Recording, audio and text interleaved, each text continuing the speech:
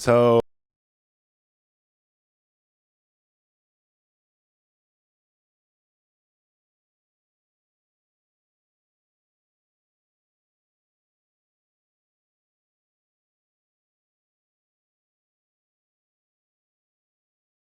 we've been focusing on the setting up a development environment, playing a little bit with the model layer, validation, retrieving, saving data, and we end yesterday creating a new behavior to reuse the code we did for reporting the admin every time something's happened or something's saved on the database. Get the if you don't have the slides or the code, they are around here, so download it if you want. Also, if you look at the slides on the top right, there is a tag there in brackets. This name matches the tag I'm using in the code repo. So if you want to just go there, you only need to git checkout and the name of the tag. Okay, see the name tags on, like here. Okay, cool. So, well, let's start the server again and continue, because today we're gonna cover controllers, views. We're gonna play a little bit, building a couple views. We're gonna build also a new layout, and then when everything's done, we are getting into auth, covering it as a simple example, and we will do a custom authenticate object for the roles we have, and also play a little bit with the authenticate. So we have a role, and we can decide which pages will be accessible for each role, okay, very easily using the controller authenticate. And then we will switch to unit testing.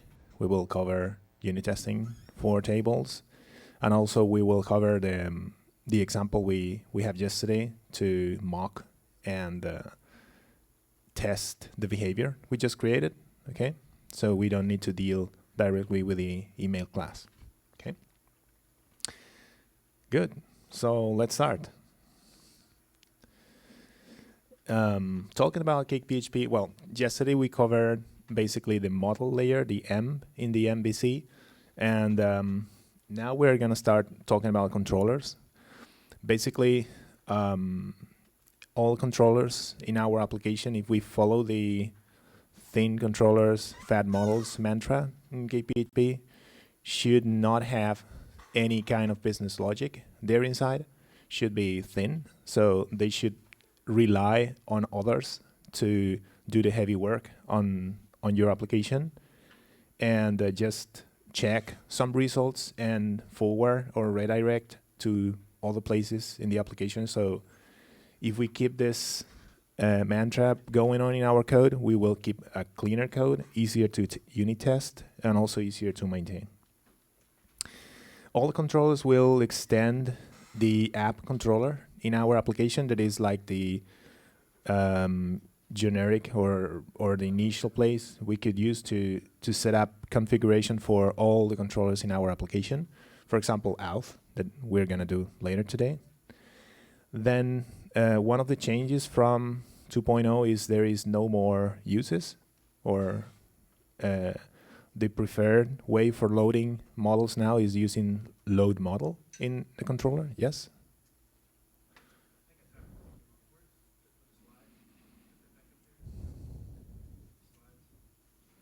The slides, yeah. Is this slide is not there? Maybe the link is wrong. Let me check that.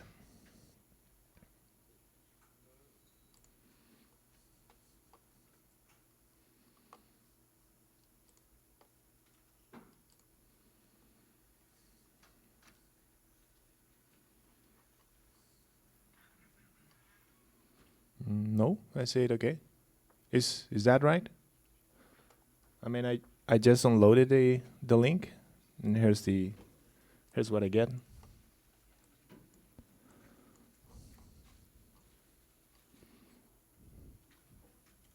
Okay. Okay. Cool. Yeah, so about controllers, one of the things we can do on a controller is affecting the views and also selecting the view we want to render, using the set, as we did before, to send some variables and some contents to the view we are about to render. And then calling render, we could select the view we want to render, basically based on the controller. So we could reuse some views in several controller actions if we need, or just call to a view to be rendered that is inside a plugin, for example, or anything we need. Then we have the flow control using redirect and passing the URL and the code we want to send back on the redirect. For the URL, just remember to use always array syntax for it, so we can keep the routes in our application clean, and if there is any change in the future, it will be applied to all the routes we generate using it. And then we have several control callbacks. We have the before filter callback. This callback will be executed every time we run any action in the controller. It will be executed just before the action we are about to execute. So it is a good place in the controller to do controller-wide configurations for all the actions there. Then we have the before render and the after filter. The after filter is done at the end, after everything else is done in the controller. And the before render is executed after the controller action code, but just before the view is going to be rendered. So maybe it's a good place to do stuff you need to do to convert or adapt things to before sending it to the view. And then the controller, at the control level, we could use components and helpers. We are going to use the app view instead for loading the helpers, but you could use that as well. Mm-hmm.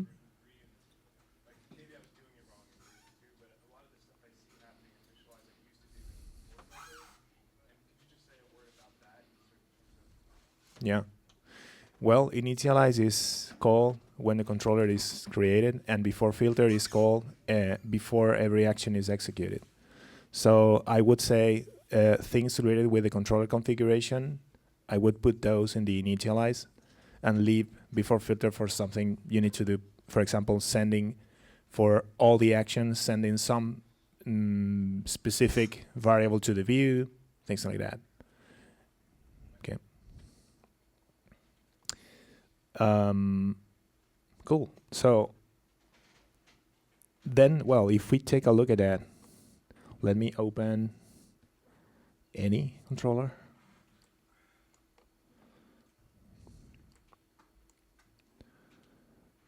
So here.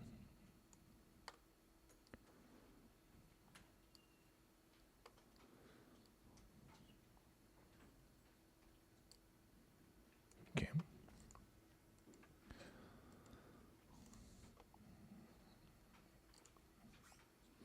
For example, the answers controller. Okay, so yeah, well, in this case, we extend app controller. Well, app controller is mostly empty right now. It is calling initialize and loading a component. That is the Flash component by default. So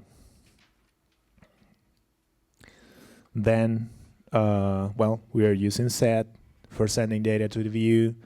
We are using redirect in this case here to redirect to some other controller and action in the application. Keep in mind, we are keeping the context every time we redirect, so we don't need to specify the controller every time if we're using the same controller for the redirect. We just need to specify the action in this time. This is something that happens when you're working with things inside plugins. If you don't specify the plugin, you will possibly get broken routes or broken links because you're keeping the context as well. So if you're inside a plugin and you specify a route without setting, and you want to specify a route that is not inside a plugin, remember to set plugin null. Because if not, if you don't set a plugin, you will specify a route that is still there inside the plugin, and you will get a broken link. Okay. So then in the controller, there are two very important objects we are managing all the time. There are the CakePHP request and the response objects. The CakePHP request is a wrapper where we're gonna be able to access and inspect the HTTP request we have. We have several methods in the request object. For example, we can check anything really with the request parameters, anything really with the query. In case we send some query params to the specific controller, we can detect or check any data in the request data in case we are posting a form to the controller, and there are specific methods to get the data from the controller, from the request, like param, query, data, etc. Those methods are safe. If the case not found, you will not get an error, you just get null. So it is better in this case to access the request using those methods than an array syntax, because you will need to check that, etc. Then we have several detectors using the is function at the request level.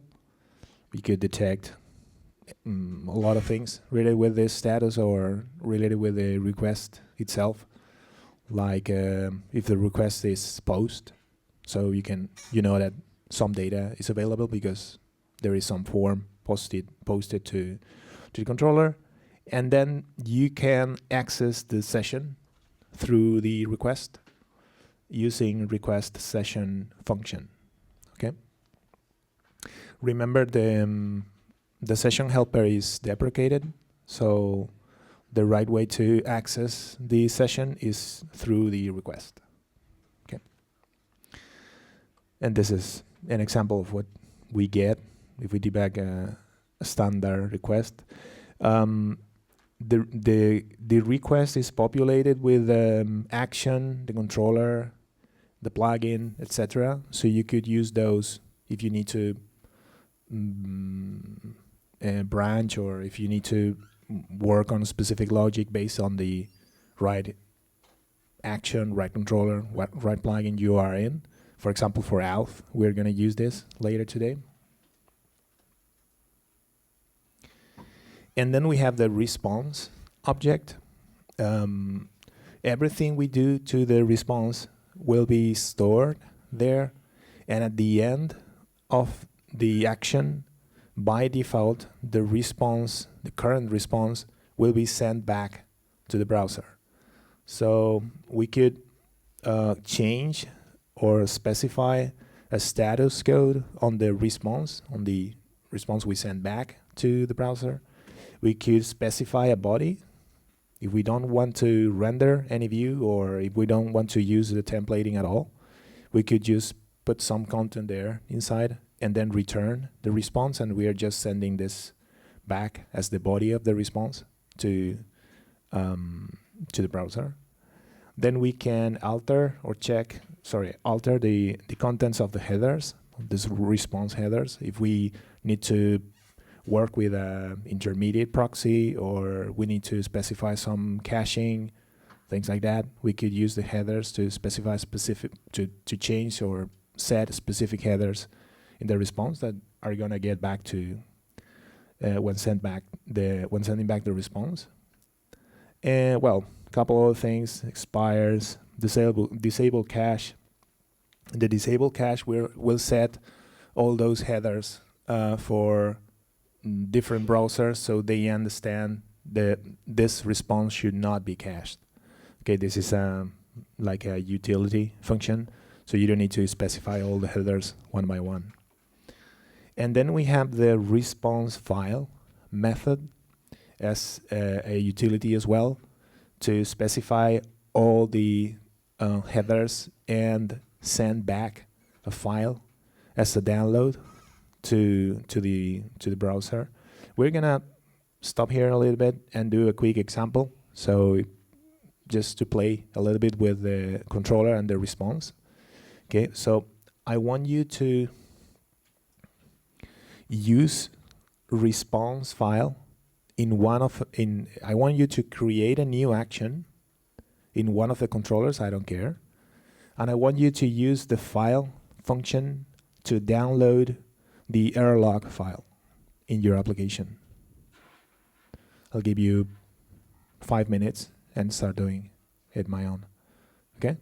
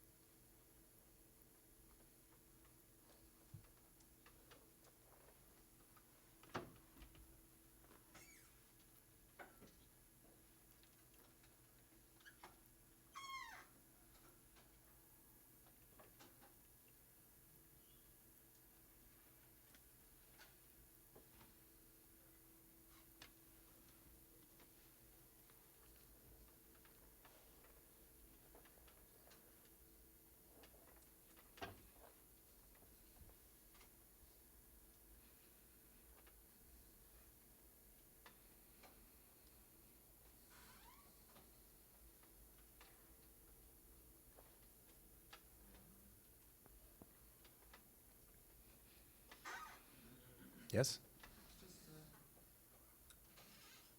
I'm a bit confused as to what a controller action is. Okay.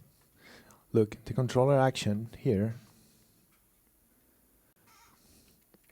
if we go to any controller, for example, the answers controller that is already opened, all the public methods in the controller are called actions because they are accessible through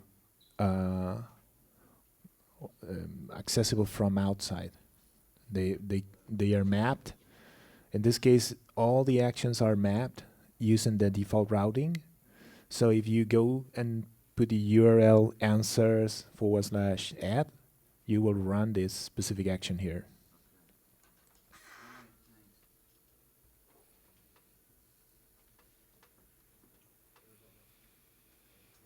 Okay. Well, should be easy, right? If we go to the controller, we say something like this.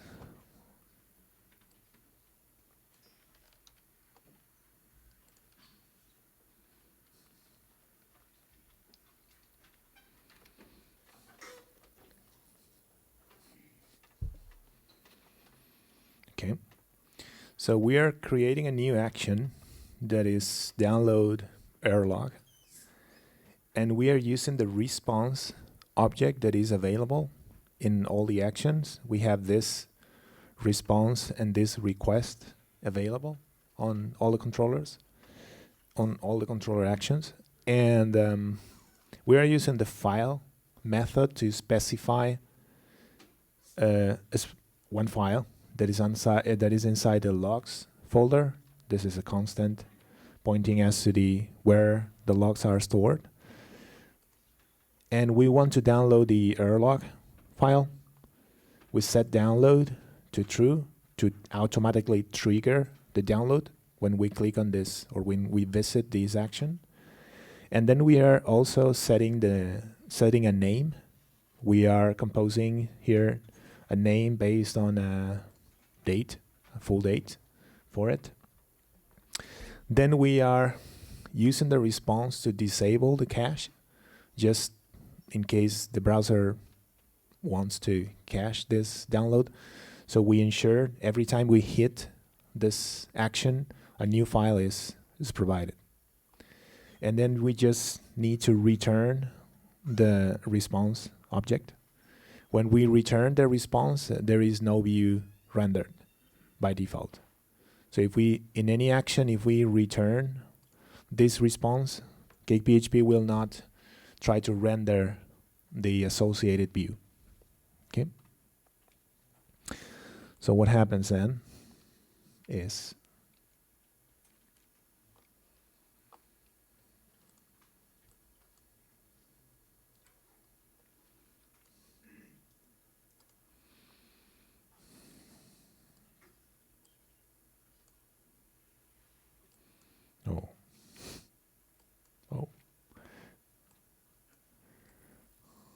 okay. So if I go to localhost 8080 questions, answers, download error log. Ooh. Where is that? Answer. Oh, I need to say this. I go again, and here's the file. Okay, so I get my file with the specified name and with the contents, obviously, well, whatever you have in your error log. If you have something in your error log, that's awful, so you should be fixing that.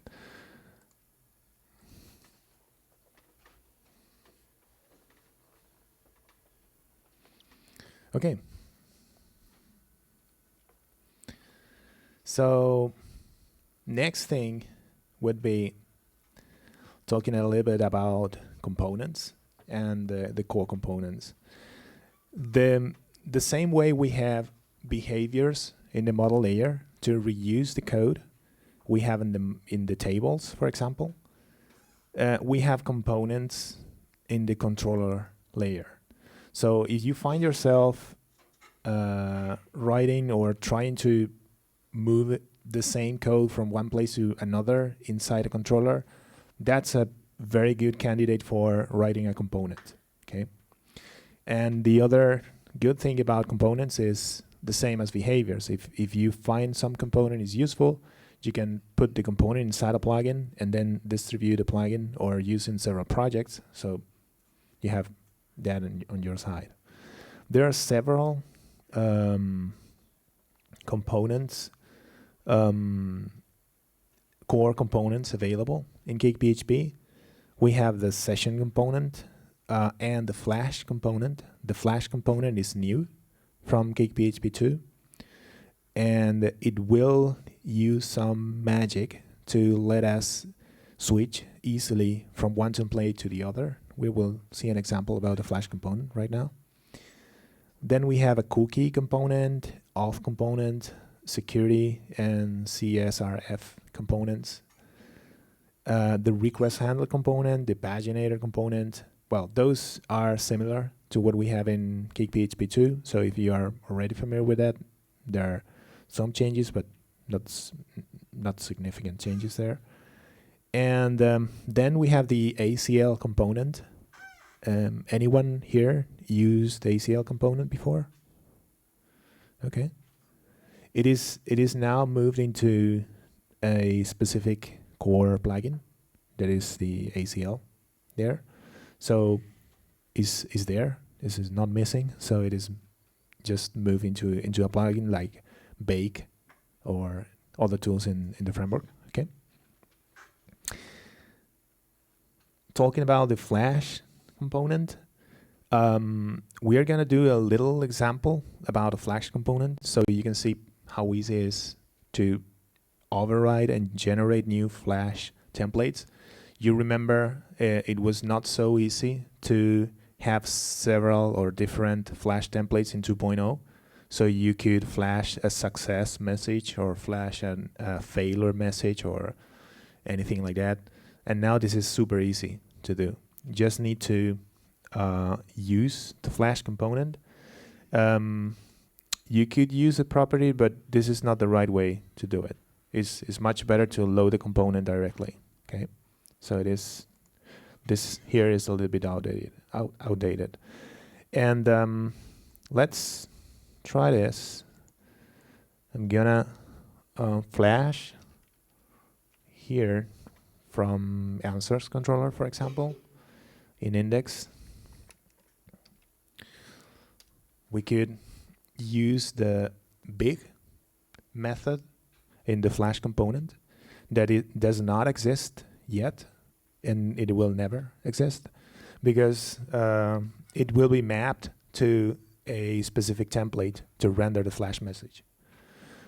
So this template, we could edit the new template inside the template element flash big. So we go here, template element flash.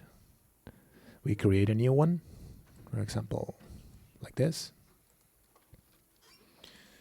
Name it big, and that's it. We just need to, there is a special variable called message that is sent to this view, and we can basically do whatever we want here. We could add a big class or anything. Okay.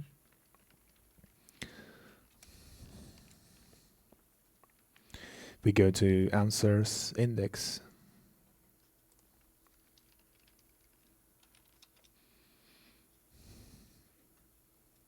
We will get this here. It's not so big, but we have a style we could apply later. Okay, I don't get too much about applying the style here. Just to let you know that it is very, very easy to create new templates for the flash messages, and you have this available now in 3.0.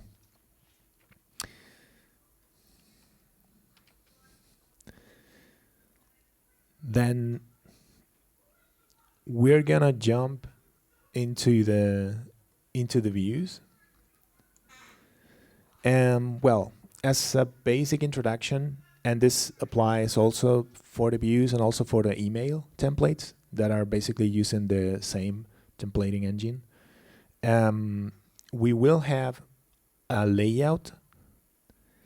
We will have elements and blocks that could be used in the layout itself, and we will have one special block named content that will be used to render the specific view we are at. Okay, and also inside this block that is called content, we could have other elements and other blocks. Anyone here never used blocks in CakePHP? Okay. Well, I tend to think about elements and blocks as a bottom up and top down. If you know exactly what you want to render, maybe an element is a better choice. Like when you are thinking top down, you know exactly what is going to be rendered in a view, and you are just slicing the view into files and using include to organize all the elements, and then use the elements to aggregate it, to be aggregated into the final view. If you think bottom up, you don't know exactly what is going to be rendered inside the block, but you know there is something there inside. You know there is some kind of module or box you want to define in the view, and somewhere anyone will assign the content to it. You don't care where it's going to be assigned, the order, you don't care about these things. You just are defining the layout of the page using the blocks, and somebody else will assign the content to it.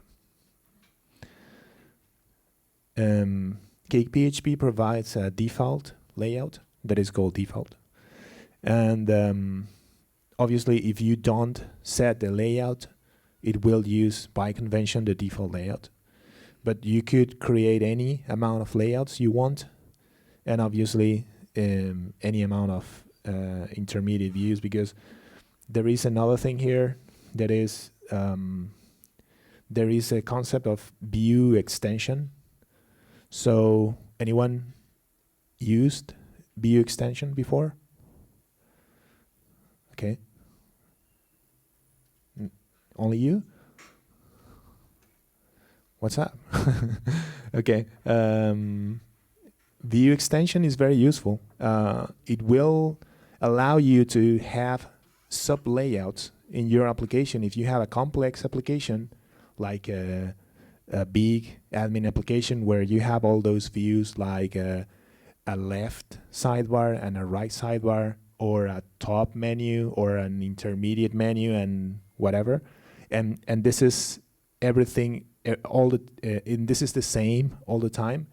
You could write several layouts if you want. That's an option. But and then add elements in those layouts to reuse the view code, or you could just write intermediate sub layouts and extend from the layout you want. We're gonna see a quick example later. Okay. Cool. So elements and blocks. This is the way we call an element in any view. Basically, it is, well, like an include. So we just need to define where the file is, and it will get it. The element will share the same context of variables. Will inherit this kind of context from the view. It is calling the element. So if you have a variable available in the view, it will be available in the element as well. This is not very cool for reusing an element because maybe the variables are named differently.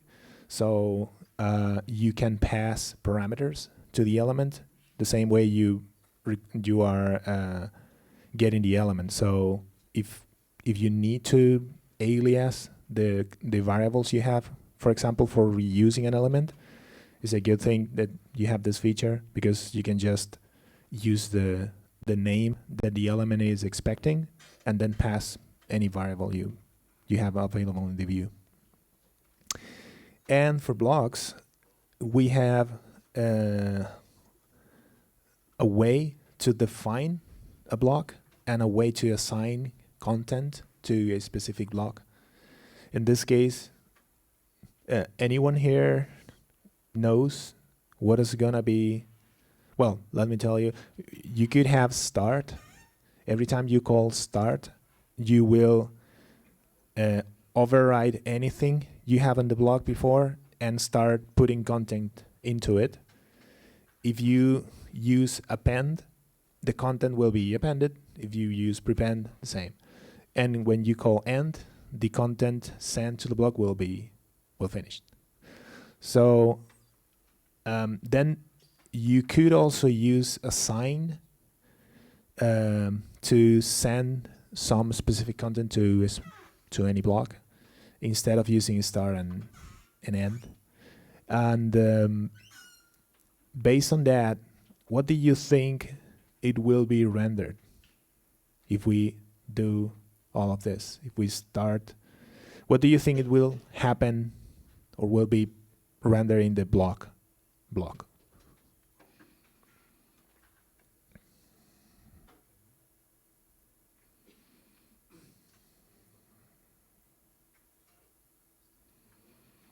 Anyone? Sorry? You want me to paste that and see what happens? The last two. Okay. So prepending, starting a new one, right? Okay. So, well, let me paste this quick somewhere. Let me open a view like, I don't care, answers index. I'm gonna paste this at the end.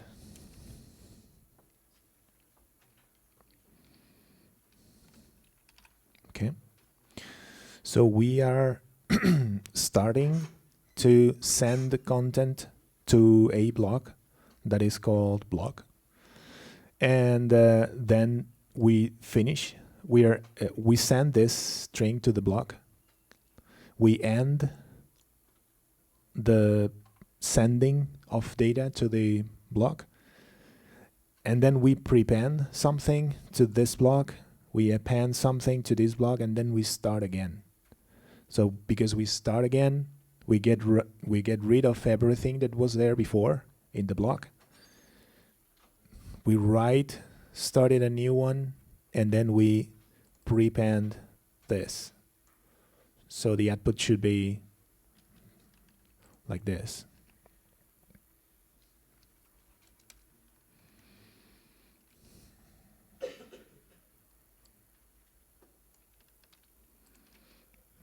Okay.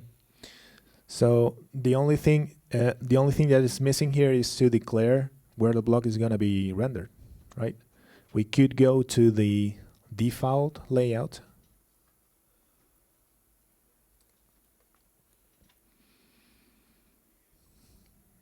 Like here. And, well, this is a default CakePHP layout with all the things you see on the default baked code. And we could go here to the end or the beginning, I don't care, and fetch a new block called block. If we do this, if we go back to answers, we'll get this. Okay. Well, obviously, if we go to any other view, we don't get anything because the block is there. Nobody is sending any data to the block. So when I write the block at the layout level, I don't know who is gonna fill the content. I just know that there is something there. There is a space to be filled. And then the right view will send specific content to each view. Sorry, to each block. Okay? Yeah, you could render anything there inside. Just, or you could have an element that has a block inside, or anything. You could have an element that is assigning something to a block, and split it that way. Every time you include the element, it will be appending that. Yeah. Yes. Yeah, it's the features are pretty the same as CakePHP 2. He was asking, there is a function to detect if there is a function start if empty to only send content to a block if there is no content before. Okay. There's also you could check if it is empty, just getting fetch and checking if it's empty. Yeah.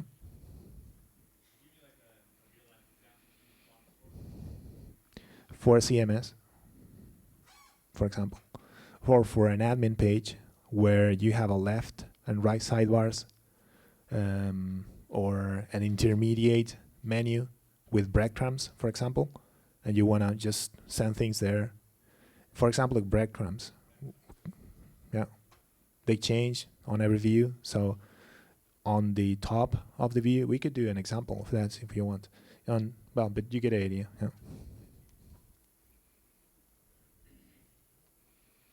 Questions? No?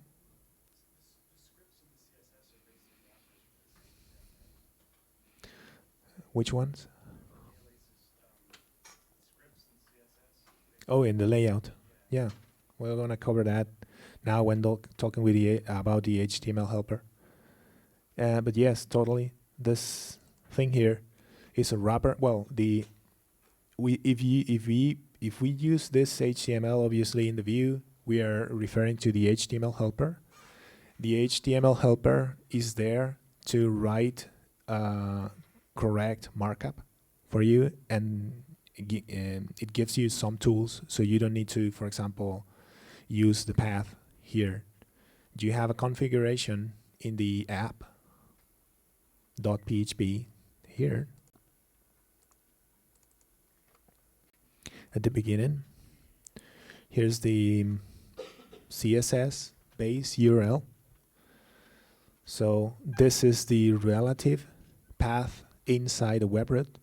where the CSS are located by convention. You can just change it if you don't like it.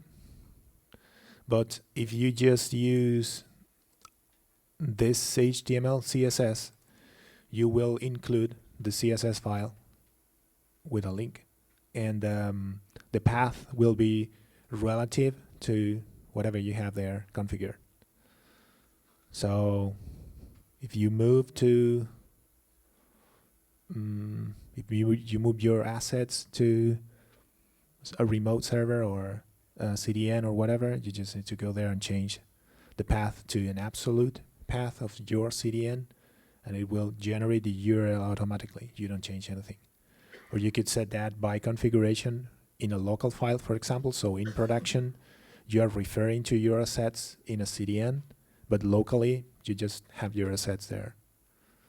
If you're gonna deal with that, there is a super cool plugin that is the asset compress from MarkStory here that you could use to automatically compress your assets and include your assets based on different sets of configurations, and also auto include asset files like JS files or based on the view you are.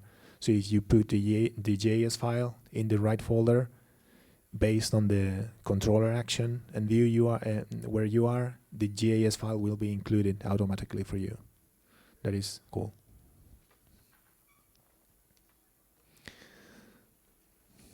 This is the plugin.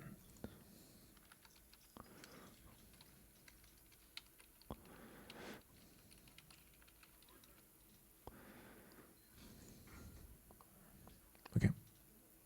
3.0 ready.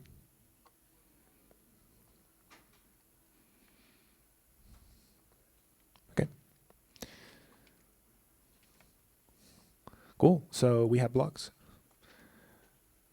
And now we're gonna build a homepage.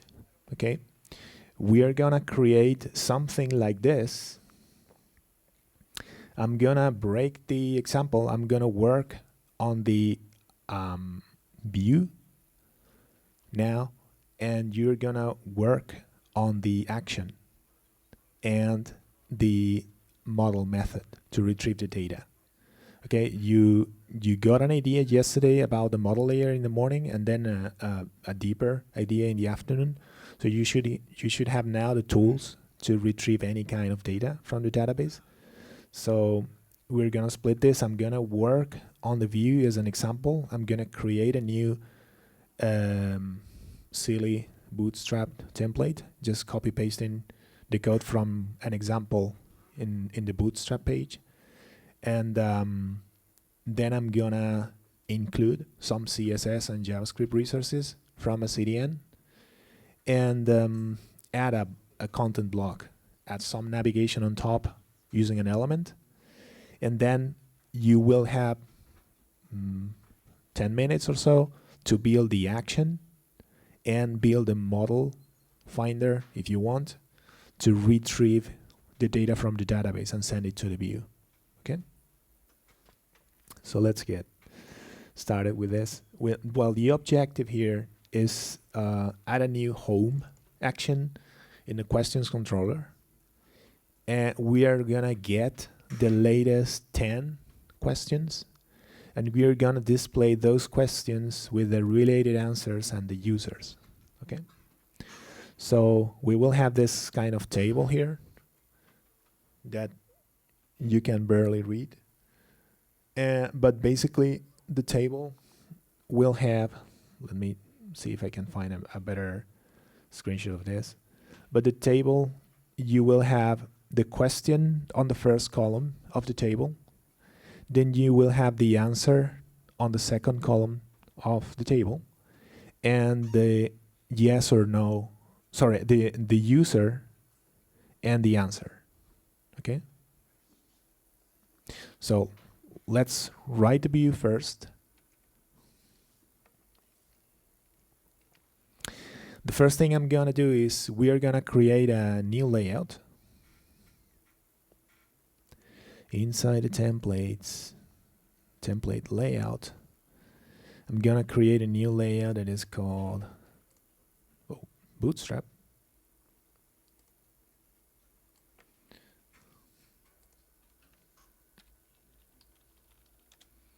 Okay.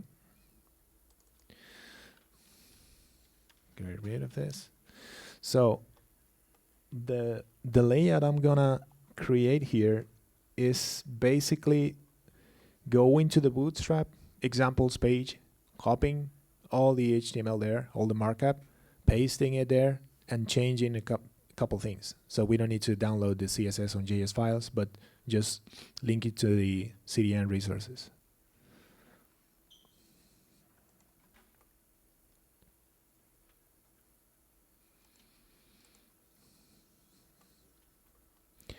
So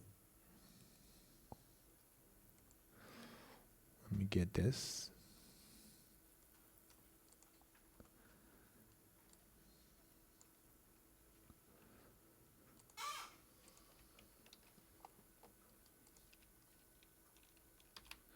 Cool.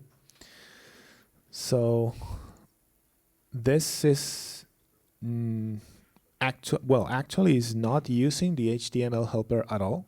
It's just markup, copy pasted into a layout. So you can just the only change I did to the example is using this fetch here to get the title of the page. We are using a block to have the title in the block. You remember in CakePHP 1 and 2 we have the title for layout variable, and now we have a block that is called title. We can fill with content and will be displayed in the title tag of the page, and also we could display it all the places in the layout if we want. The other change I did is, instead of using a local CSS file, because I don't want to download things today, we have a reference to a CDN with the Bootstrap. Everybody here is aware of Bootstrap, right? And then the third change is to use an element here on top. We're going to use a base element for the navigation that we're going to call a top menu there. Then we are going to define a container and fetch the content. This is obviously important because if not, we are not going to display anything. Remember, content is a special name you shouldn't use because it will be used by CakePHP to inject the view we are rendering there inside. And then we have a footer, why not? And some other code from the CDN.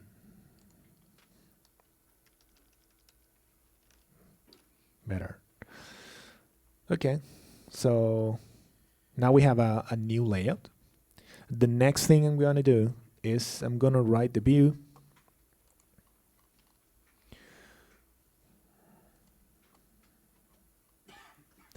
So we are going to create a new home action inside the questions controller.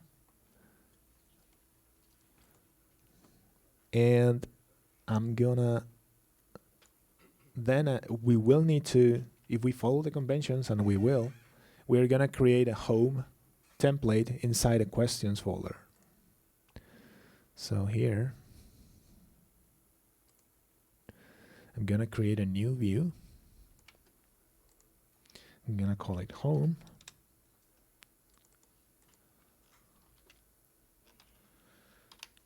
And I'm gonna, there are a couple of interesting things here. We could use this layout in the view to define the layout we want to use. So because we created a new one that is called Bootstrap, we're gonna use the Bootstrap layout instead. Then we are using append here to send some content to the footer block. Okay.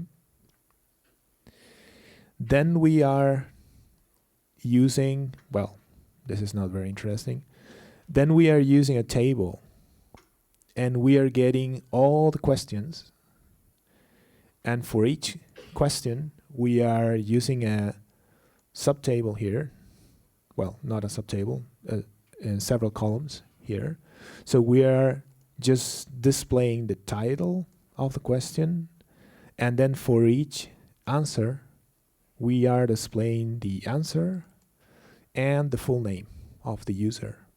You remember we had this variable field, this getter in the user entity that allows us to compose a full name directly using the full name. Okay, so this is for each, and this is another one. So now that we have a bootstrap layout and a home view, you are going to create the action, the home action, and any model function you think is necessary to retrieve the latest 10 questions and all the answers and users associated to each answer. Okay? I'll give you 5 minutes or so. Yes? When you're setting the layout to Bootstrap, is it like standard practice in CakePHP to do it in the view, or can you do it also in the controller? You can do it in the controller, yes. There's like no standard. I think it's a personal preference. I tend to keep things view related in the view, but I don't know if it is a good practice or not.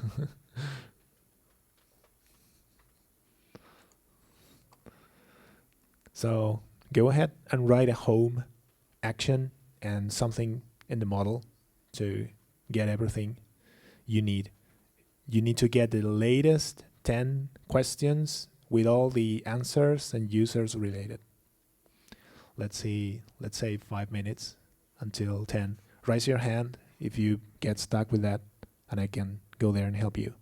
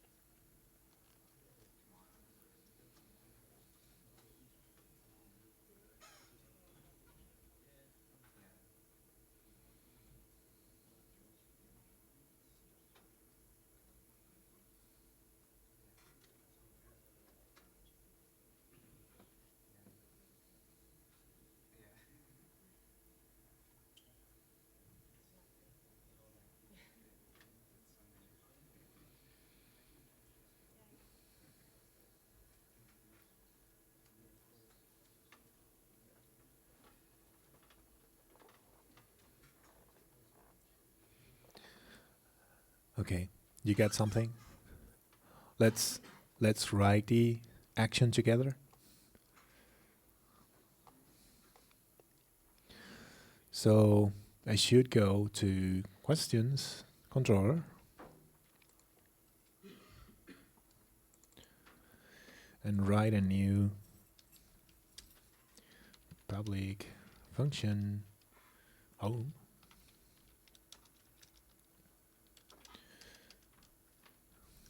Okay, what's next?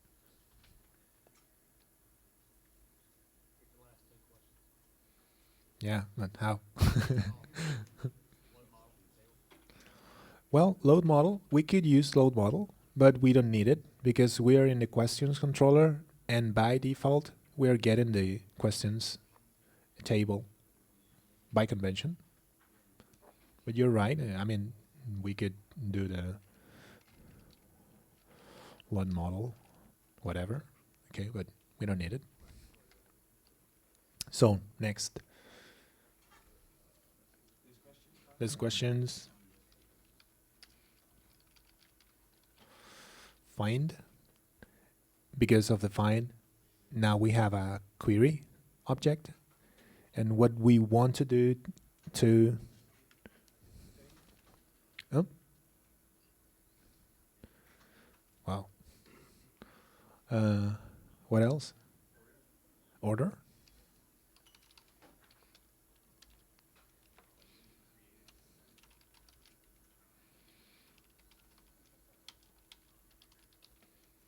Okay. Limit. 10. Anything else? To array.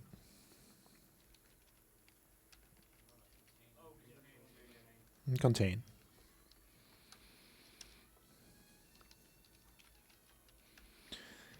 What should we contain?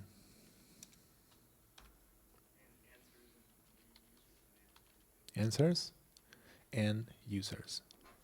Okay.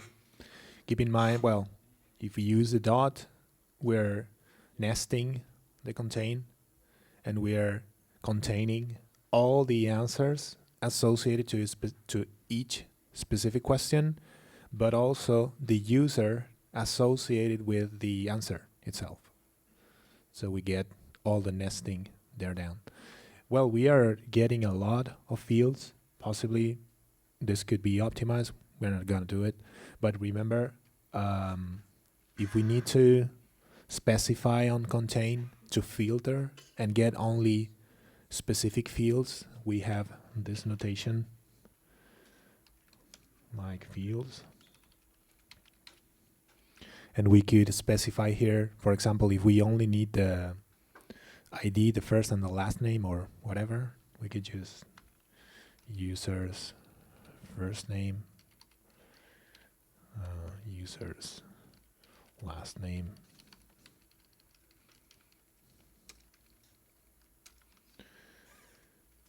whatever. Okay. Yep. As it's written right now, you won't get the user who asked the question, right? It is. It will be included? Yes. Because we are. Oh, no. Obviously not. Yeah. But if you want that, we could add that as well. This way. Yeah, that's actually a good question. Yeah, thank you.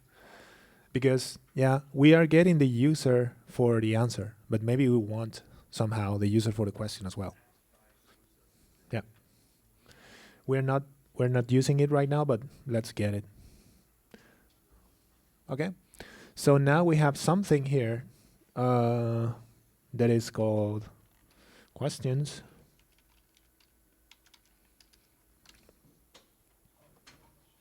Yeah. So that user to be that contain, if it has one, is it always plural in the key, like the way you wrote it there? I thought I read somewhere that the naming convention changed a little bit for Users. Yeah. the other, the one. So I'm assuming you. Oh yeah, this. Yeah, there were. Yeah, there were plural and singular, but it is plural now. It's always plural now. Yeah. Yeah. when you contain it, what you set your class name to and whatnot, but and then you can change your label, you know, so you could say user equals class name users and make it singular again if you wanted to in the model, Mm. or yeah, in the table rather. No more model. If you change the alias, yeah. Yeah, yeah. Be careful setting the alias to user because user is a reserved word in SQL, and the identifiers aren't quoted by default. Or are they not? Yeah, No. that's a good thing. So essentially, SQL being it's pretty expensive to quote identifiers because you have to traverse the whole SQL EST and sort and encode everything. So we turn it off by default. So if you use use, that's why SQL and because user is a reserved word in 3 databases. Or delete, right? Yeah. Yeah. Cool. So now we have questions. What is that right now? Is it an array of what? Of entities, yeah. So what's next? We should set it to the view.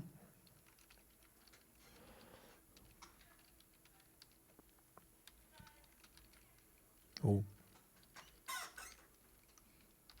Okay. So we are setting it to the view. And what is gonna happen now if I run the action?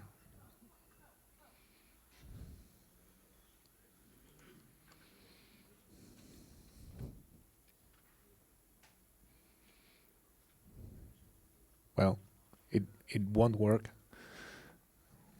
because of this.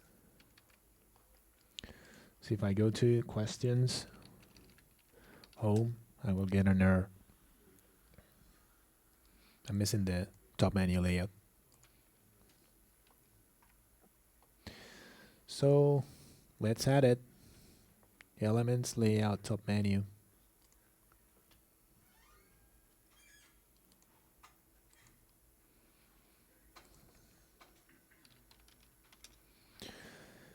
And top menu. Nope.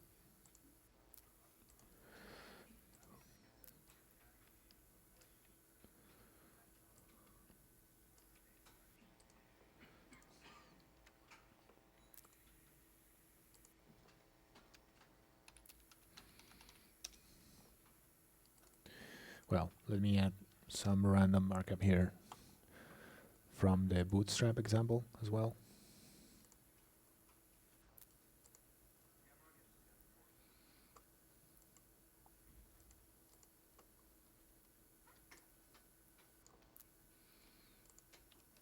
So it is something more easy to see. Okay, it is just markup, okay? Doesn't have much, it's not very interesting. So now we have this. Okay. We have some top navigation menu. As an example, we have this age header 2 here. Then we have a table with a question, with the answer, okay, and with the user full name printed. Okay. We go back to the view. Home.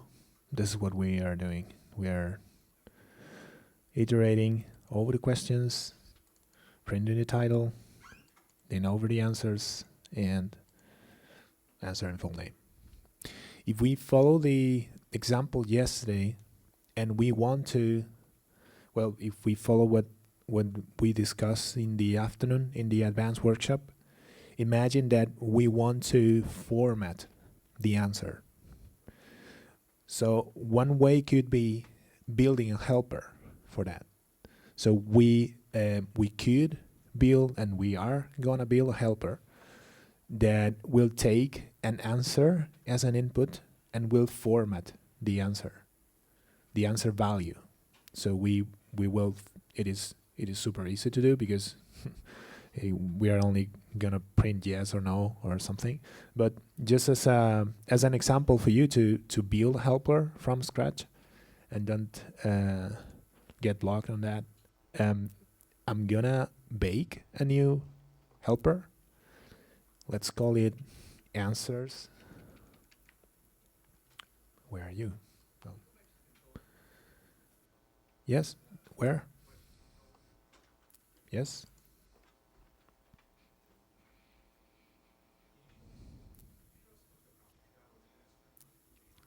Sorry, can you speak louder?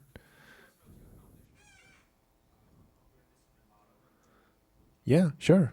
Well, actually, no. I'm not gonna tell you because this is an example I'm gonna refactor later to do the unit test. So, but yes, obviously this is bad for the controller. Why do we have all this code here? It's a bad practice. This shouldn't be done here. This is not the place for it. Okay, so this should be moved into the model because maybe others will be interested as well on getting this. And this is a good candidate for creating a custom finder as well. So we could then use this custom finder to compose with other custom finders and retrieve more interesting results. Okay. Thank you. It's a good question. Cool. So we were baking a helper like that. Okay, so I'm gonna use again the bake console. So bin cake bake helper, and let's call it answers. Why not? Okay, so now we've just baked a new helper, answers helper. Let's take a look at it. Inside view helper, answers helper. This is not needed. So all the helpers extend the base helper class, and they share the same configuration options we already covered in the behavior. So you just need to load the helper and pass an array of configuration, and the configuration array will be merged with the default configuration you set up here. And you just need to call this config to retrieve all the configuration or a specific key. We don't need configuration this time because this will be a very, very easy helper to do. So public function, let's say format answer. Why not? And answer. So if answer answer return yes.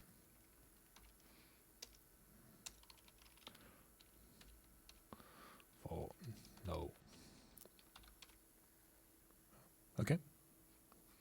Well, I don't think it is worth for a helper, but it is just an excuse. So you get the idea of building helpers for doing any complex thing you need to do on the view, and then you just need to load this helper.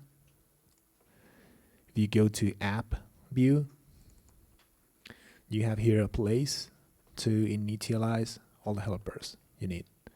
In this case, we are gonna load the helper in initialize and say answers. Okay. So now, because we are loading it, we have this answers available in all our views. So we can go back to our home view, and instead of this, we could say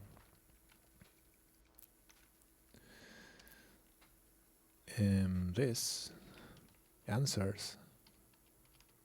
This is the helper. and format answer and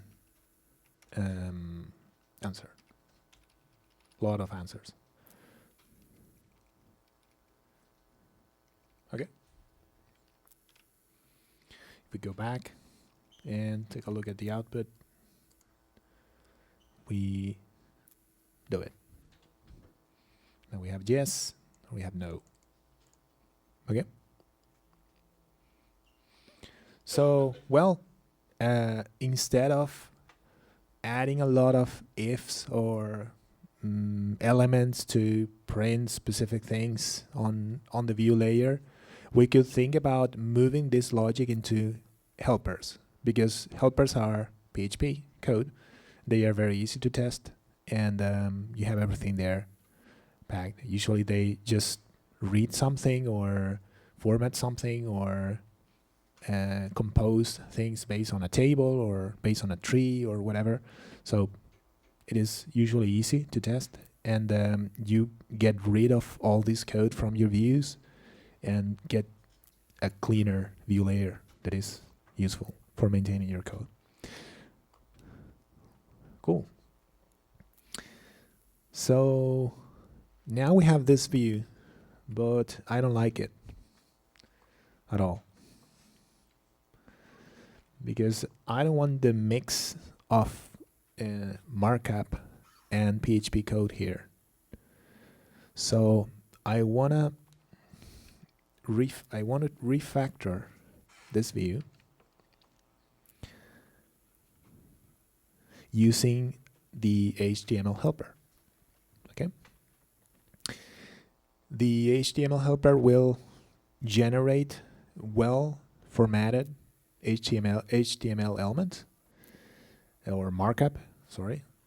And well, sometimes it could save you some coding as well. There are several methods in the HTML helper. There are two methods. Well, most of the methods share the same syntax. They have an options array. The options array will be translated into markup like this. If you set a class short label, it will become class equals short label. So you can use the HTML helper to build the markup in PHP. And there are two methods here. There are table headers and table cells that you could use to build headers and cells. Okay, this is something useful sometimes if you don't want to have all those TDs messing around because you always forget someone and the table is broken. And we're gonna use this as an example to refactor the view we just created to use table cells and table headers instead. Okay, so this is the syntax you need to use for table headers and table cells, and you will have a couple minutes to do it. We will go over it and refactor it ourselves. Okay.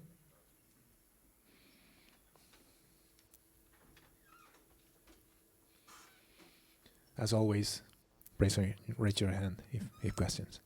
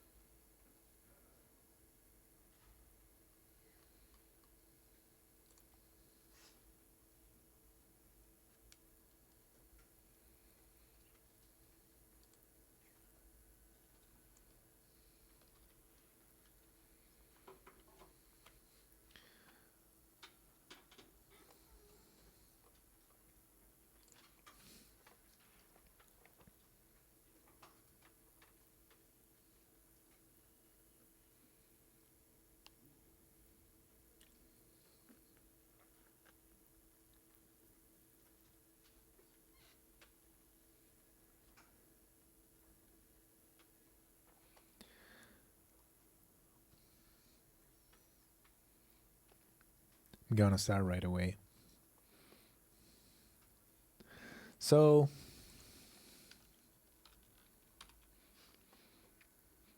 okay, let me change this as well.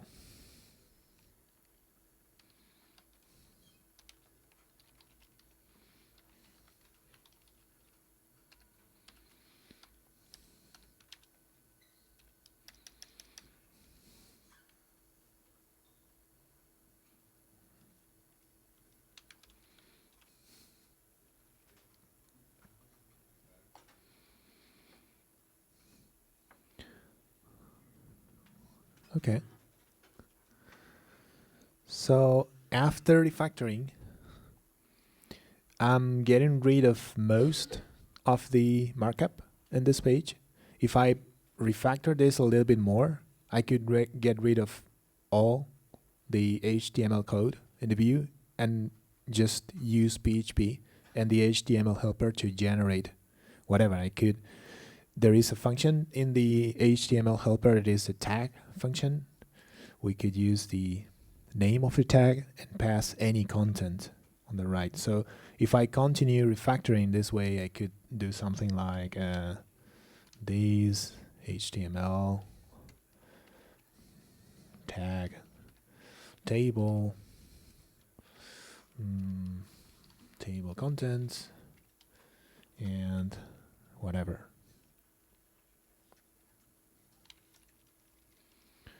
This is class. This. Ooh.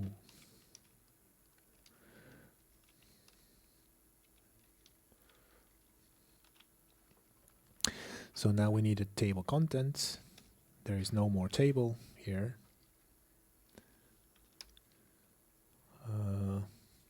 And table contents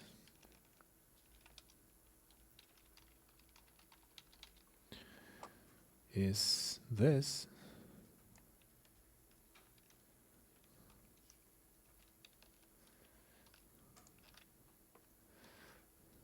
And table contents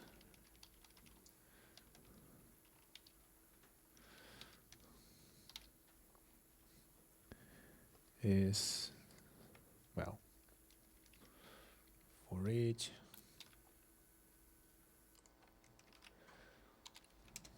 this, then we have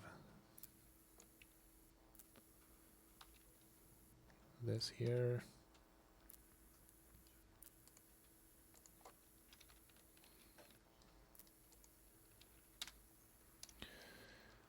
And then we have for each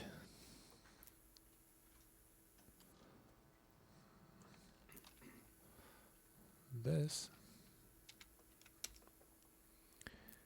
and another table cells.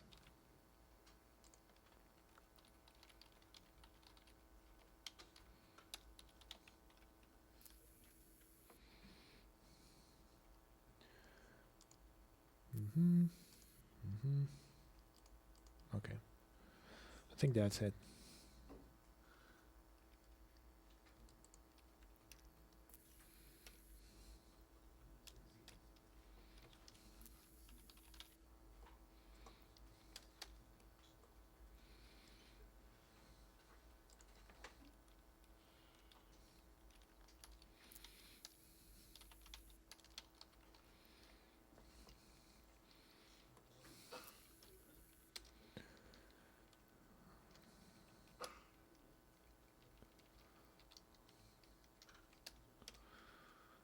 And this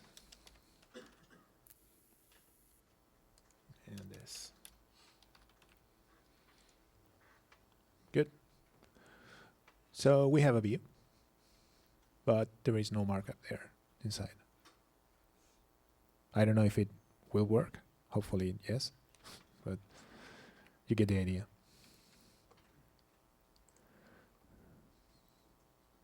Works. Yes?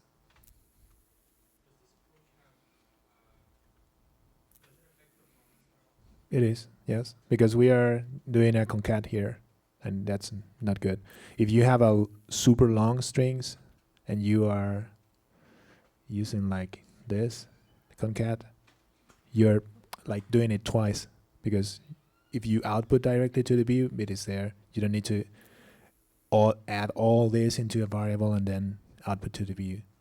This is not the most performant way of doing it, but it is just an example, so you understand that you could do things with the HTML helper and get rid of the markup, so everything is PHP code in your view if you like this style of doing it this way. Maybe you don't like it. You would like to, well, sometimes it's easier to read this way, because if you have the markup there, you just read whatever is happening. But this way you need to first generate, is like working Java style, or creating the buttons first and then injecting the buttons into the layer and everything. But if you like this way of working with the views, this is an option. Yeah. Is there a way to load the helper just for that view and not in the app view? Yes, you could load the helper only for one action. You do it the same, like this load helper? I think so, yes. Same as load component.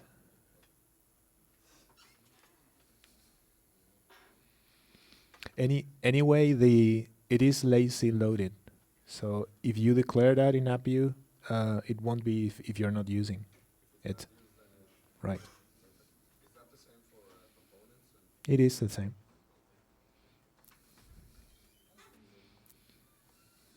Cool.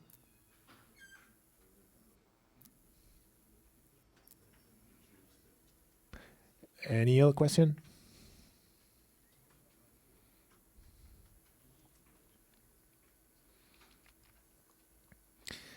So, nice.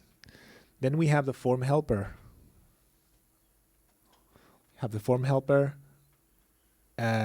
Obviously, this is the right tool for generating forms. It will take care of generating the markup for any form related to the entity we want to save.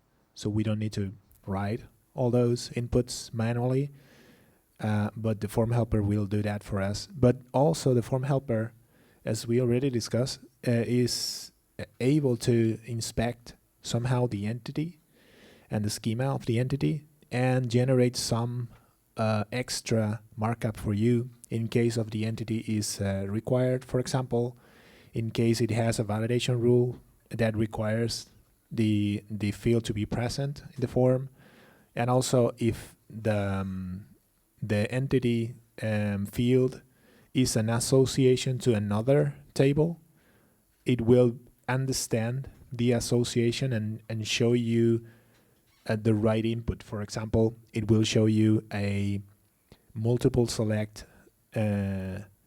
input for the belongs to many associations, like tags, for example, or show you a drop down if it is a belongs to association.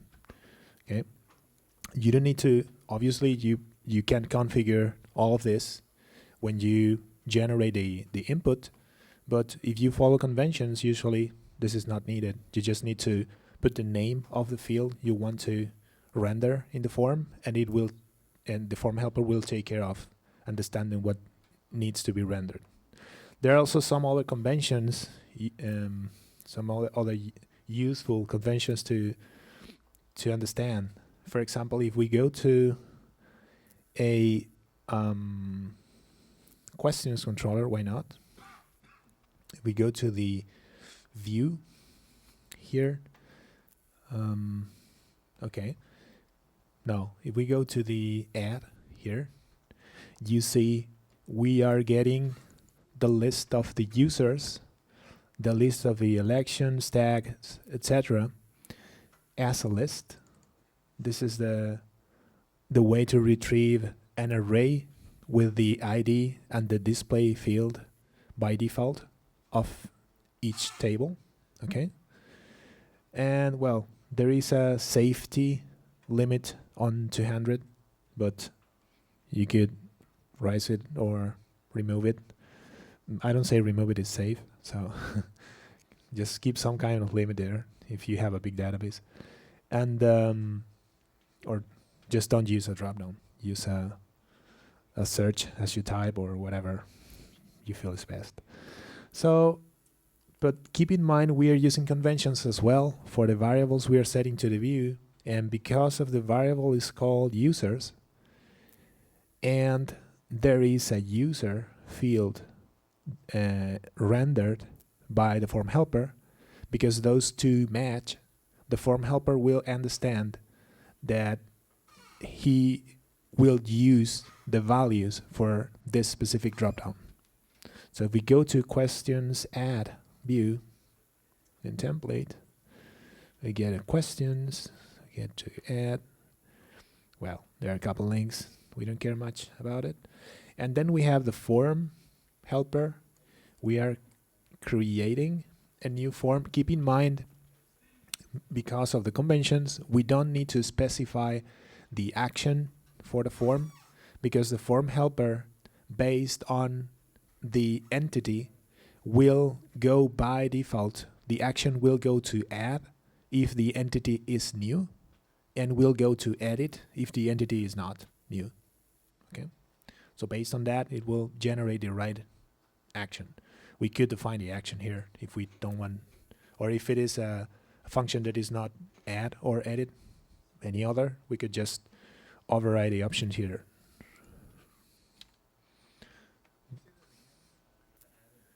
Yes, sure. The form helper create method here is accepting a question entity. The question entity, if we go back to the controller, let's go back to controller. You see the question we are sending to the view is created using questions new entity. So because of this, the question is set as new, and when the form helper reads the entity to generate the form, it has a function that checks if the entity is new. If it is, the default action will be add. If not, it will be edit.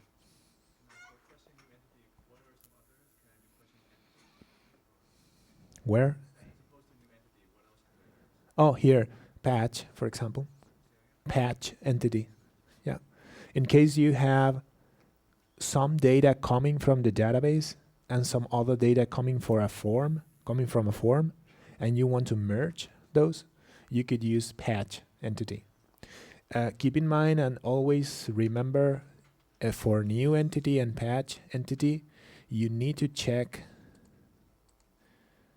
here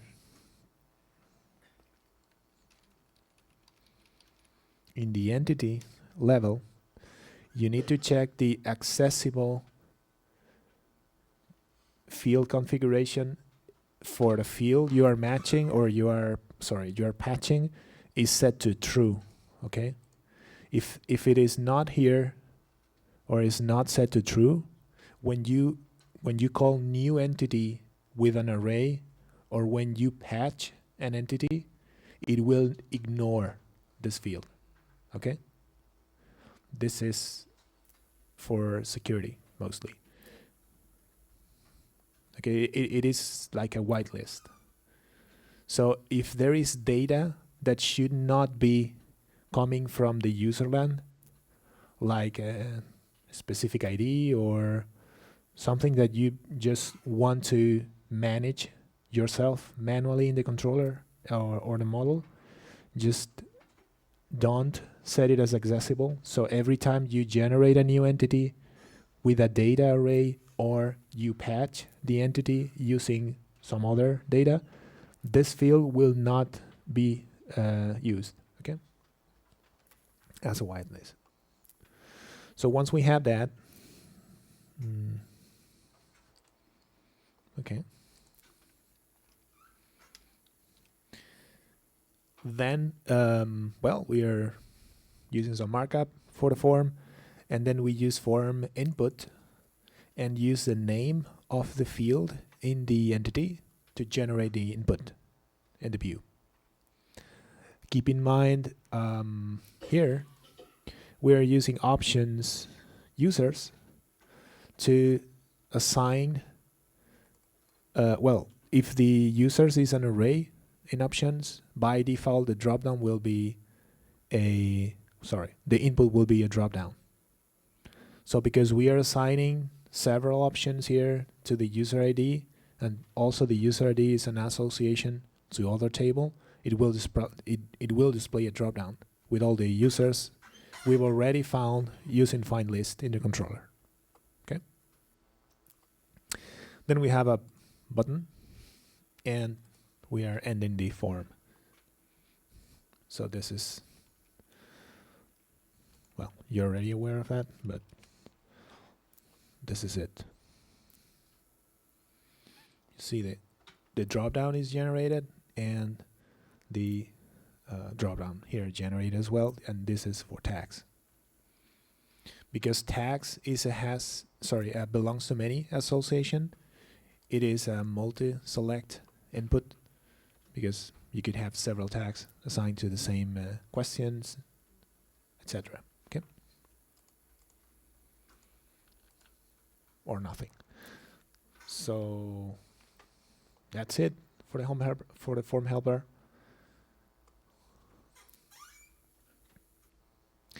There are other core helpers available. We have the number helper, the flash helper, the text helper, time helper. Well, there are several. Some of them are wrappers to classes in the framework, like time helper, for example. But they are still there and are used as helpers. It is useful that they are present as helpers, because you could extend those helpers in your application. So if you want to add features or modify the features or the functions available in the time helper, for example, you could just extend the time helper and do whatever you want there. And you could even alias this helper, so in your views you are using your own time helper, but the syntax is this time.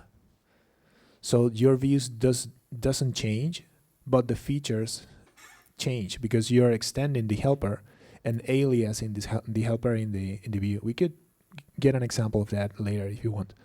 I don't think we are very good on time, so I'm gonna leave this as an extra ball at the end of the session. If you're interested in this, just let me know later. We can do an example. So, okay, that's for the helpers. And now we are gonna add authentication to our application. I'm gonna try to do this quick, because we are gonna use form authentication, and also because I want to get into custom auth as soon as possible, so you see how to do it. So we have users right now. We have a users table. Users. But this is not doing anything right now. It's just a CRUD of the users. You even have, well, if you edit the user here and set a password,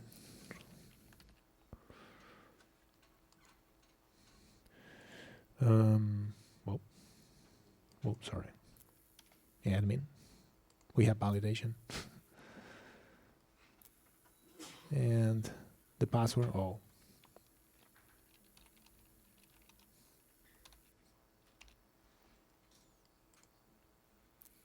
okay.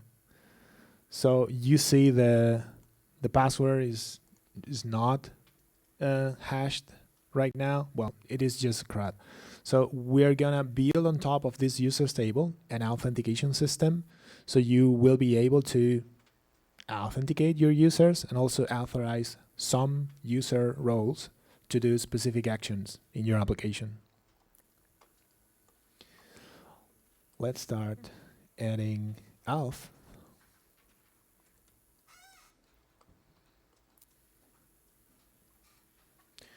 Well, first thing we are gonna do is get to the app controller and load the auth component. So we get this auth inside app controller.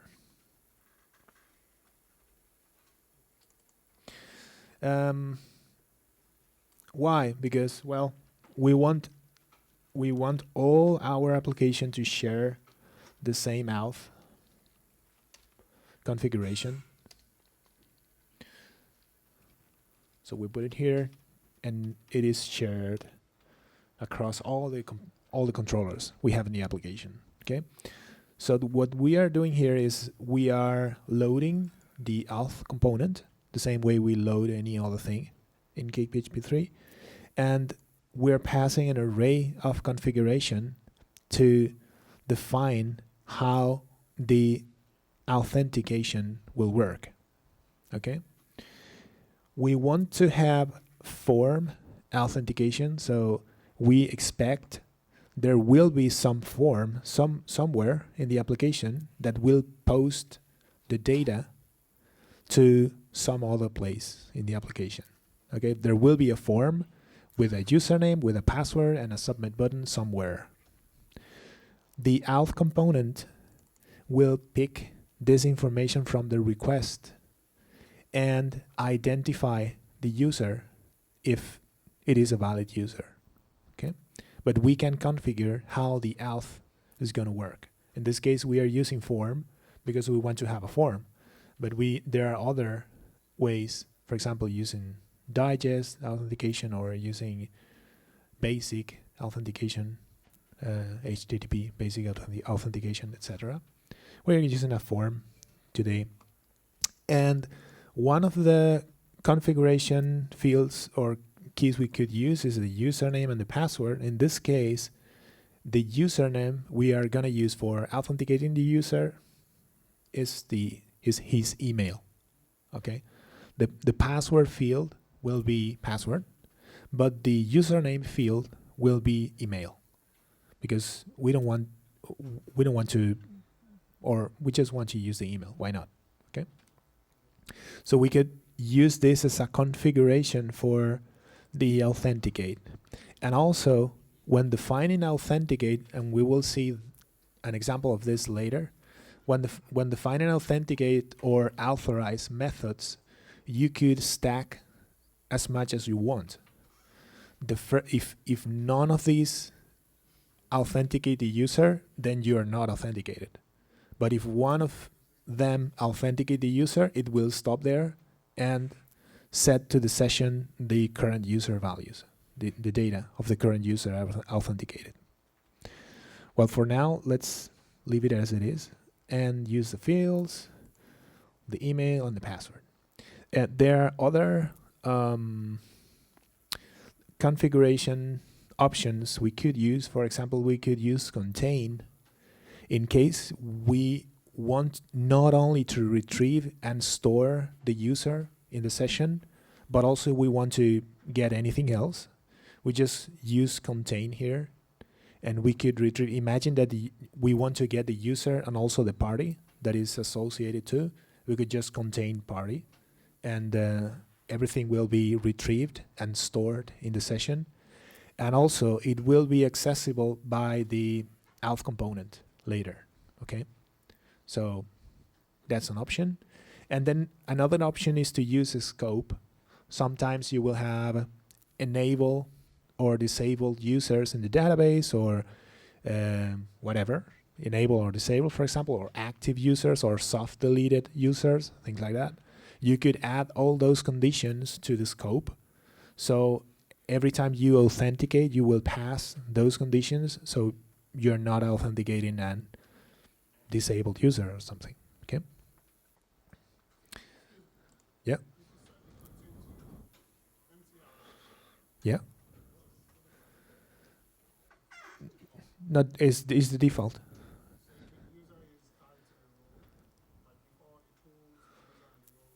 Right. Right.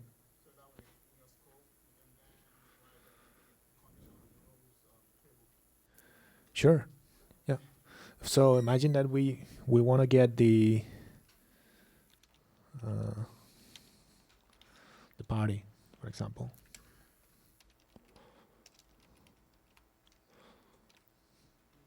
That's it. So if there is a party, we will get it. The same way we will authenticate the user and then retrieve as well the party of this user.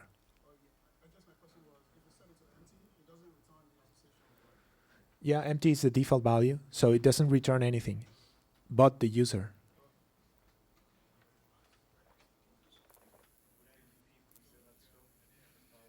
Okay, the scope, imagine that you have an active Boolean flag in the users table. So if you set it to false, the user is not active and he cannot log in to the system. So you could set a scope like this and say users active true. And why? Oh, sorry. And then every time you try to identify, you will pass this as a condition in the users. So you don't identify, you will never identify disabled users on login. Okay. We don't have an active, so I'm gonna remove this. So this is the first step. Now we have auth configured. Next thing will be allow some of the actions. I'm going to use before filter for that.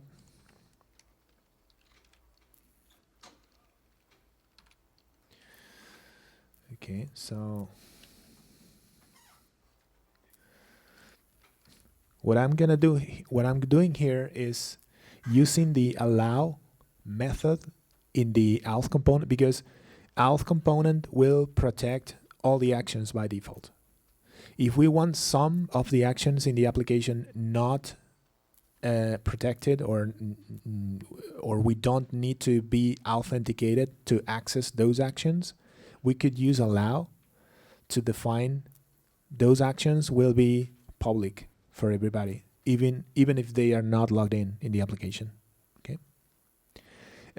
You don't need to define the login action as allowed. It will be done by default. So any action you define as the login action will be allowed, because you need to access at least the login to log into the system, right? So I'm doing this as an example. Keep in mind, we are in the app controller, so everything we define here as allowed will be inherited into all my controllers. So all my controllers will allow index, view, and display. Okay? Yes?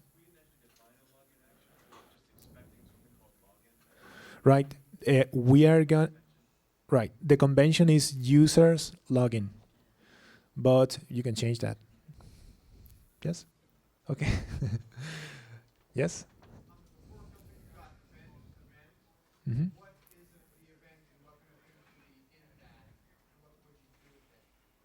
Okay, we will have a quick introduction on the event system, but I think this is something we should cover in the advanced workshop better than this one.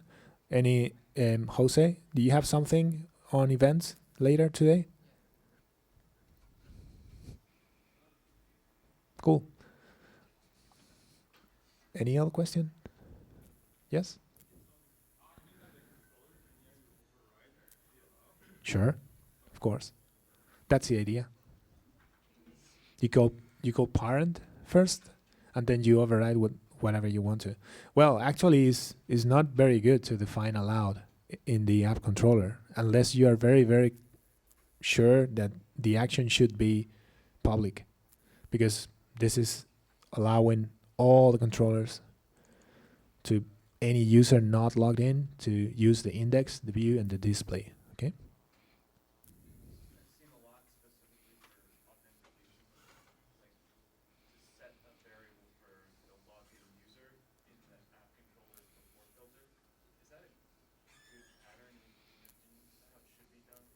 You mean for setting it later to the view, for example? Right, so instead of getting it in every single controller, like that, assume like an app where you put like the logged in username at the Yeah. top or something like that. Yeah.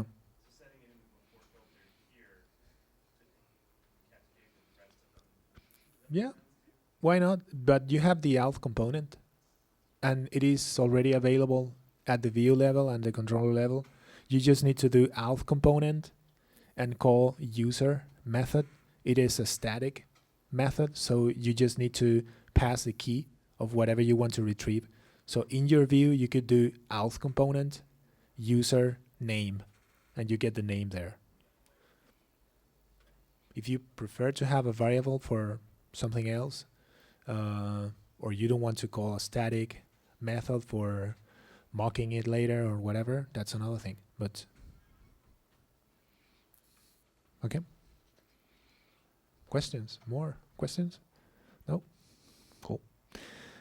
So now we have app controller configured, and we need to do the rest of the magic so it works.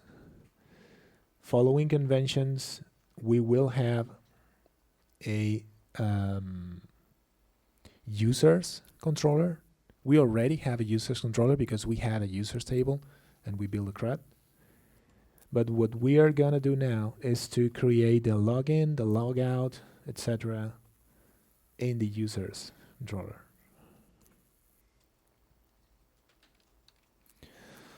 So we get to the users and we're gonna build. Okay. We're gonna have a before filter. We call a parent, but we are overriding the allow here and adding others as well in allow. Okay. This is temporary because I want to allow add to be able to register new users. Okay. Possibly add will be, well, edit obviously should not be there in the allow because this is gonna enable any user to edit another user, so it is a bad idea.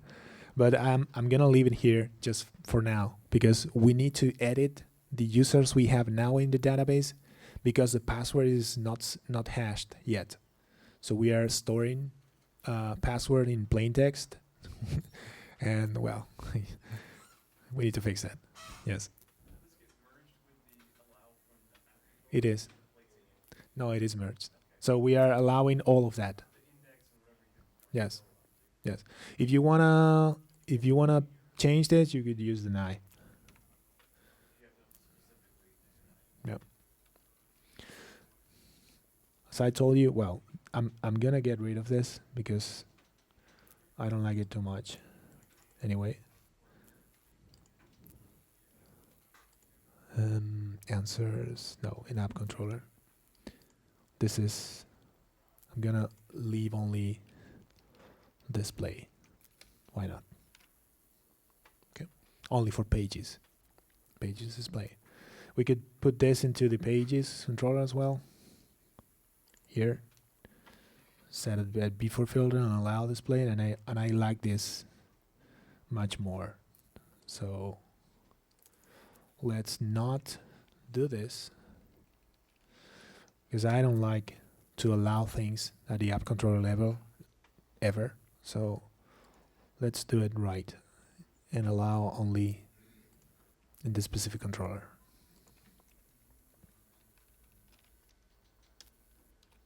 Okay. Cool. So now the last, well, if we continue checking the users controller, we have this before filter, and then we have a login action. The login is basically calling the auth identify method because we have a form option, a form method in the auth configured the identify will trigger the identify method in the form and inspect the request, get the data from the request, use the configuration to retrieve the correct fields, match that with the database, and then, if it is correct, set the user to the session and return true. Sorry, return the entity, the user. And well, if we have a user, we set the user. This is the way you could force a login for another user as well, if you need. So if you have, some, for example, some impersonation feature in your application where you could log in as another user, you could just retrieve the user from the database and set the user, and it will be as, or you will be logged as the other user there. And then we are redirecting to whatever we are coming from. This is another method in the auth that is saving the previous place where we were trying to access. We were not authenticated, so we were redirected to the login page. This is how the auth works. In the login page, we have the opportunity to insert or type our username and password. If it is okay, we go back to the page where we originally were going to.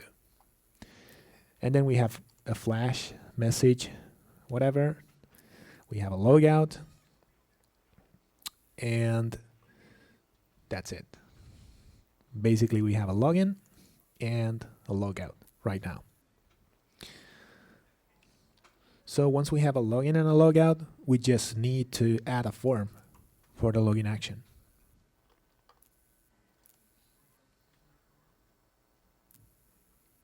Well, we need another thing first. You remember we are not hashing the passwords. The auth controller will check the hashed password by default. So we need to ensure that whatever we have in the database is matching that. So we could do this easily using a setter in the entity, in the user entity. Well, like this.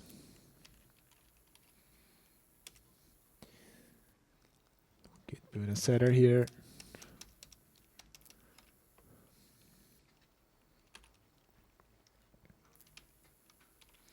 Okay, so every time we save, or sorry, every time we modify the password in an user entity, instead of storing the real password we are setting, we are gonna store in the entity the hash of the password, and we are gonna use the default password hasher, that is the one CakePHP provides, and is using internally bcrypt for that.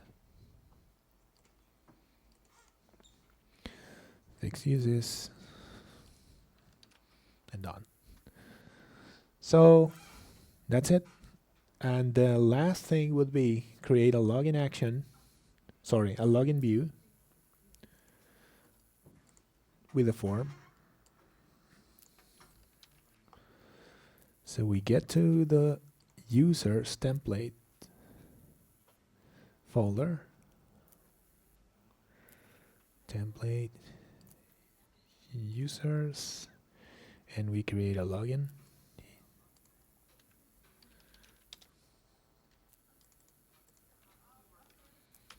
Okay.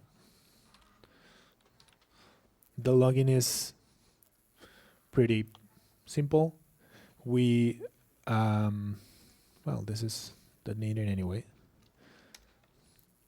No, it is. Okay. We are going to render any auth related message that could be there, like you are not authorized to access this, for example. Then we are creating a form using the form helper like we did before.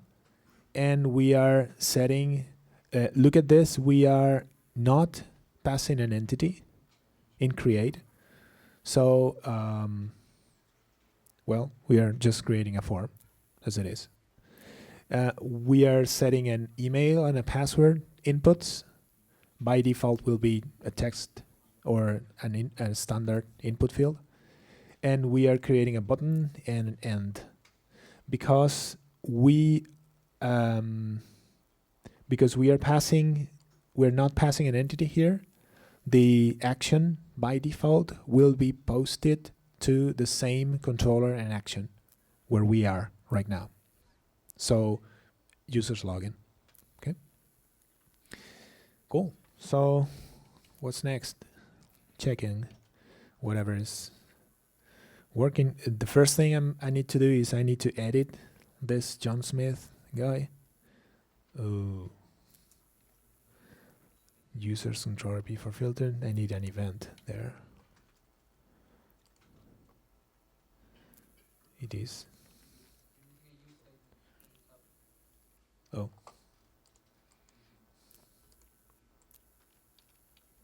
Right. Cool. So I'm gonna edit this user and set password or whatever. So now, okay, I have a saved user, but I'm not authorized to to access the user index. So I'm getting a message that I'm not authorized to get to that location, and I'm gonna log in as John Smith, and password is password. So I'm logging in correctly, and I'm redirected back to the page where I was trying to access first. So I'm getting to user's index. Okay. If you look at the password, now it is, well, it should not be displayed here, but it is a CRUD, so the password is there, and it is hashed right now. Yes? When you configured the auth component, you didn't set the password hashing algorithm there.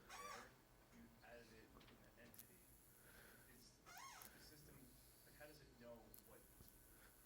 Because it is the default one. There is one, but obviously you could configure that and use any other hash algorithm or build your own custom hashing. So by convention, it's expecting the default password. Yes. But it's not going to do it for you by default. You have that. No, you have to do that. Yeah. Just to clarify, the set, magic method, that is called when saving on the entity, and so that's where it then hashes it. Yeah. There it is. Yeah. Did it used to be a thing you set in the auth component? Is that in like version 2? Is that where that used to get defined?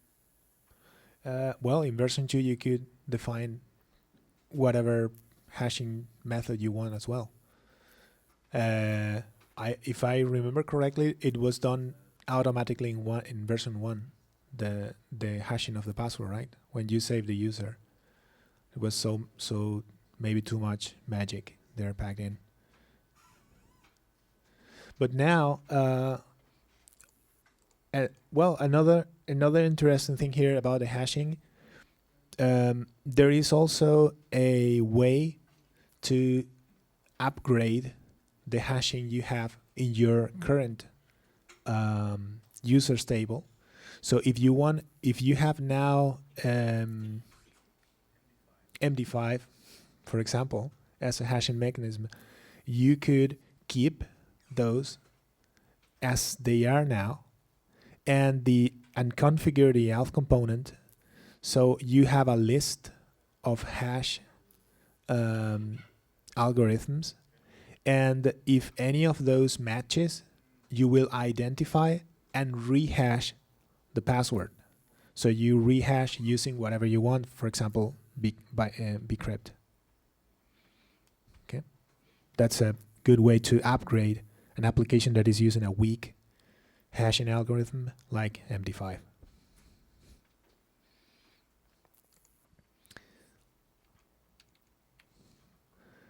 So that's it. We have form authentication implemented in the application. And the next thing we could do is play a little bit with authorization and build our own custom authorization, for example. We have a role field in the users table. You remember we added validation. So we have role 0 for users and role 1 for admins. What we are gonna do is create a new role, that is role 3, that is for the super admin, that will have access to everything in the application. So this will be an administrative role for doing whatever he wants to do in the application. And we are gonna create a custom authorize class to detect the super admin and allow him to do whatever he wants to do. Okay.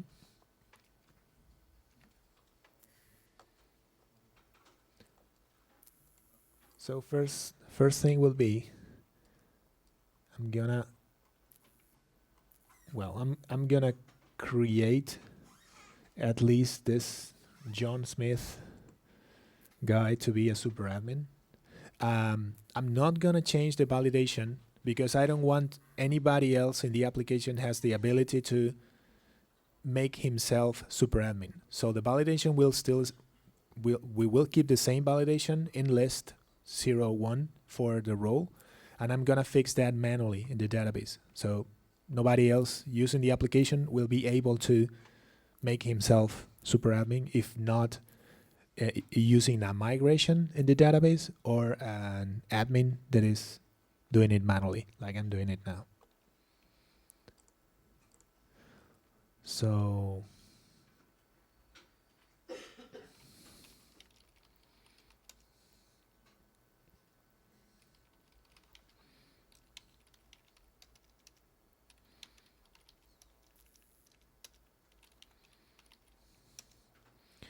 this one is John ID 3 and update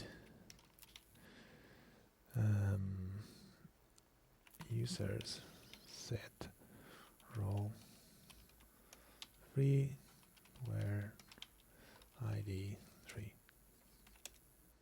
Okay.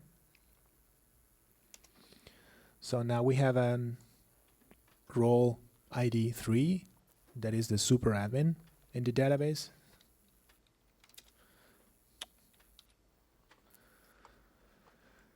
And we're gonna implement the authorize. The first thing I'm gonna do is I'm gonna configure the auth component. So we have some authorization in place.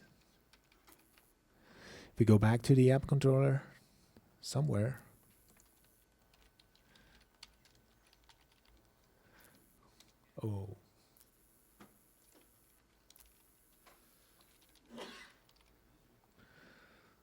this one.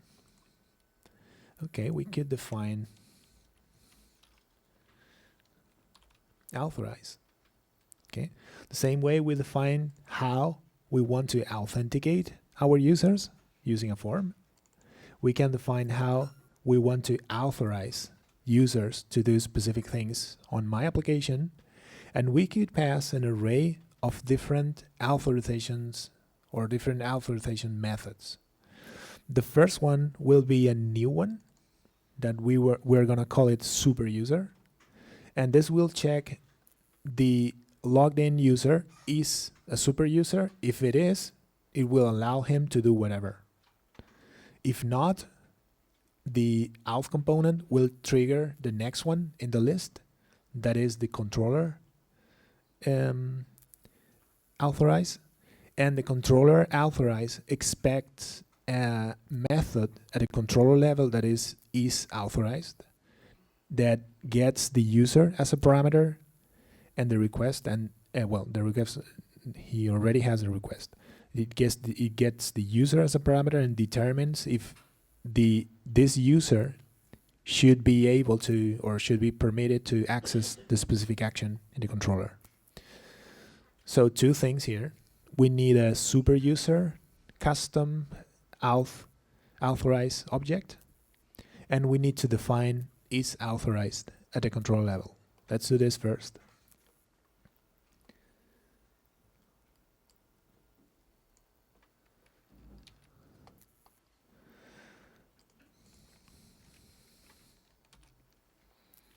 Okay, so I'm going to define is authorized, and I'm going to check the role of the user and match the role against the admin. I'm gonna create this constant. Well, if we don't want to create any constant at all, we just use 2. Okay. And then we're gonna return true by default. No, because this is for the admin. We're gonna build a specific custom object for the super admin. Return false. Yeah. Yes. So that's the reason of the constant. So all the admins will have access to the add actions in all the controllers, but nobody else will have access to anything. So if you're an admin, you can add things. If you're a super admin, you can do anything. If you are a user, you can only access the public methods set in the allowed, okay, as the others, right? This is totally stupid because users will not be able to do anything at all in the system, but it is just an example, okay? So we can play with it. Yes?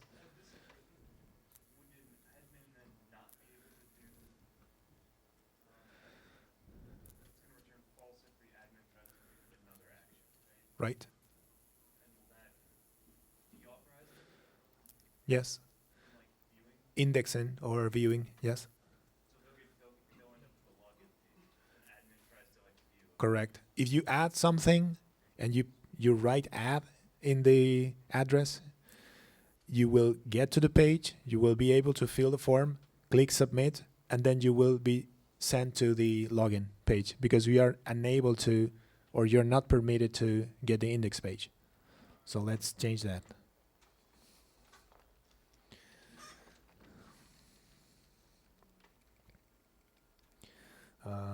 Well, add or index.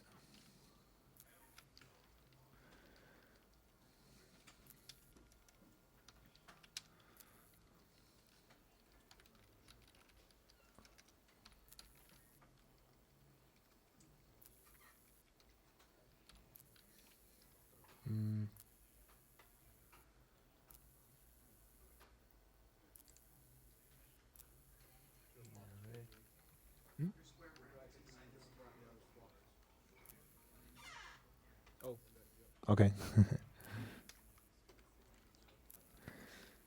It's frustrating when it's red and you don't know what's going on. Good. So now we are allowing add and allowing index.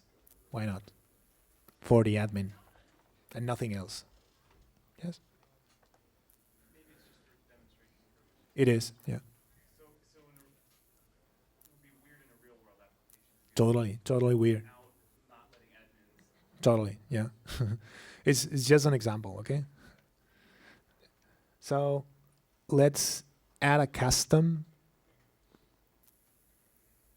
authorize object.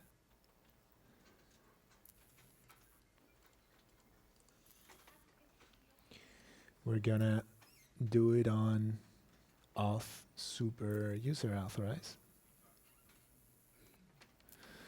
So we need to create a new folder auth in src.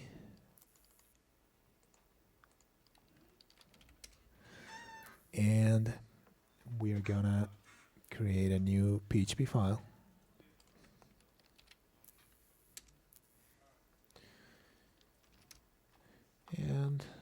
put this content here.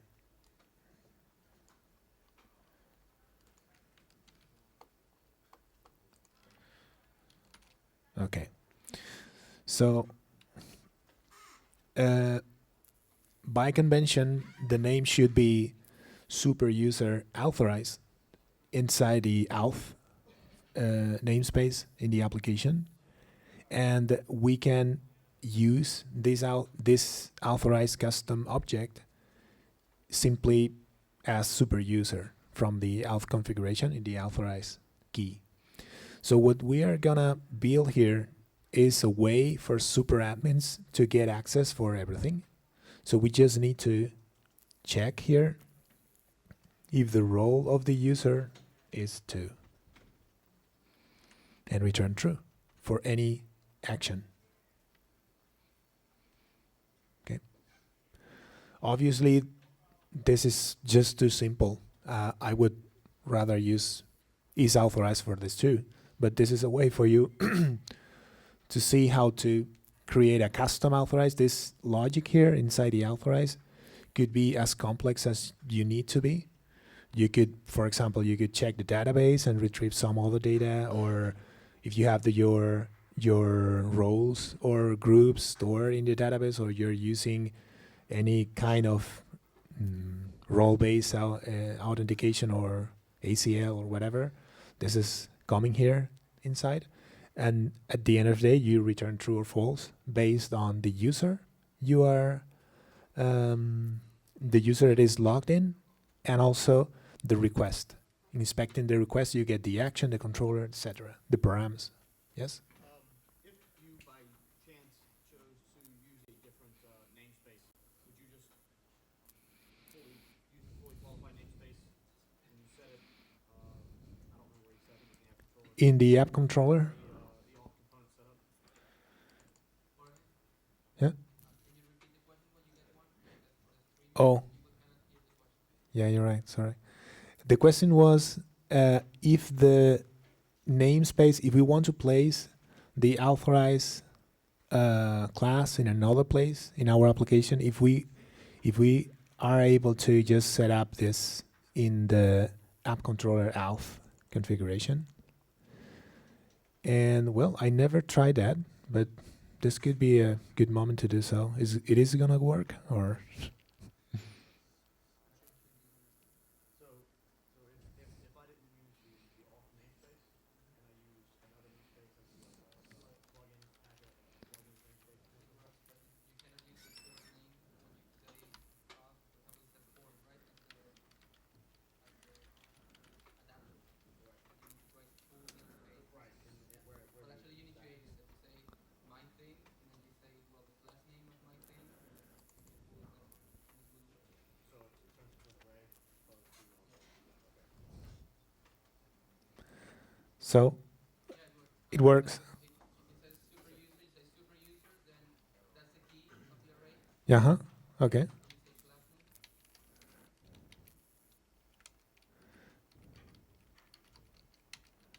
Do whatever. Okay.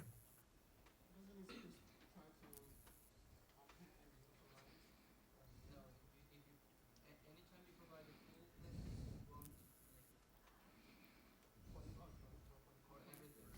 For everything in the login, cache, components, even tables, entities. If you are specific about what you want, they won't work. Yeah, for everything. Okay. Thanks. Yes. Sorry. I got a question. I know this is a weird scenario, but what can people do it? So if I have, let's say I have 3 authorized classes, right? Yes. But the first one, say, I want to check if the user has access to the controller preview, right? And then the second authorized is, let's say, post controller, for example. I want to check if the user has access to the post controller. Then the second one, I want to check if the user has access to edit that particular post, right? So is there a way, even if the user has, so if the user has access to the controller but doesn't have access to the post, because the user has access to the controller, it's going to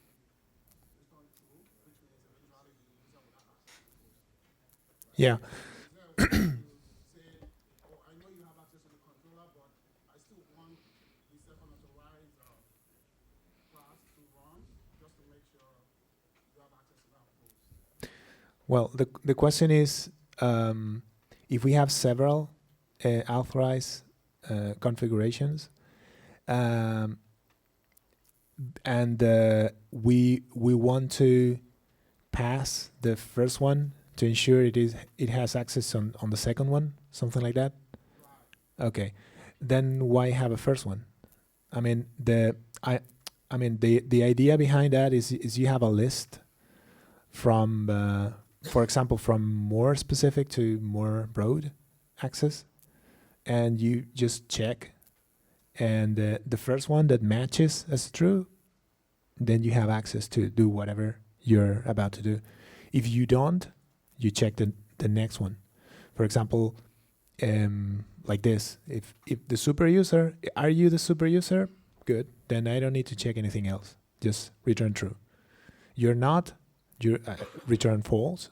So I have the chance to check if you're an admin or if the post is yours or something like that. Because I was actually playing around with it, and I didn't think about it until it actually hit me that, well, if the first authorized return true, then I can't really check the second one. Yeah, in this case, because you are already authorized, you don't need to check another one because you are. So I mean that's the philosophy behind the method, to have several, and the first one that matches, that's good for me. I was just giving them like a use case, right? Yeah. First one was the control level, Well, the in second one was the right, in this case, you could return false.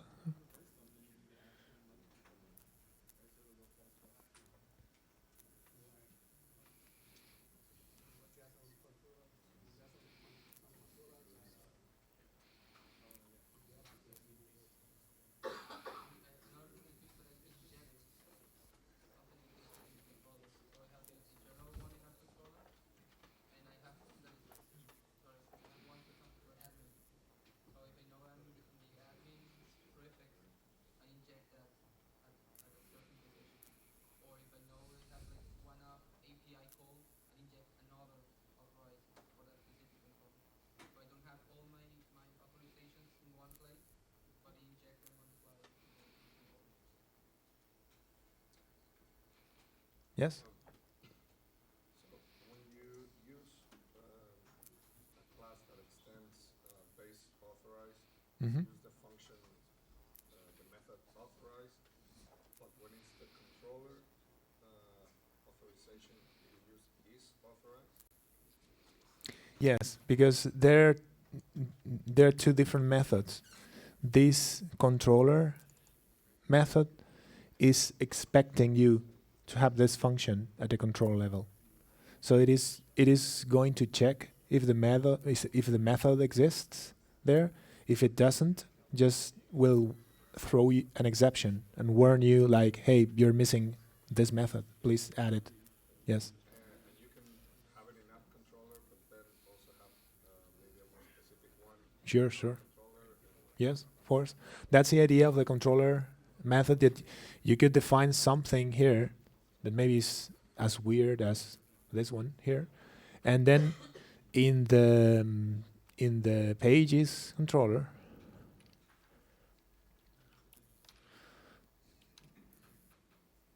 well, the pages controller has no sense because it only has one action and it is allowed, so no sense. But let's get into the questions controller, and we could say something like is authorized true. So all the users are authorized to do anything on questions. Okay. Yes.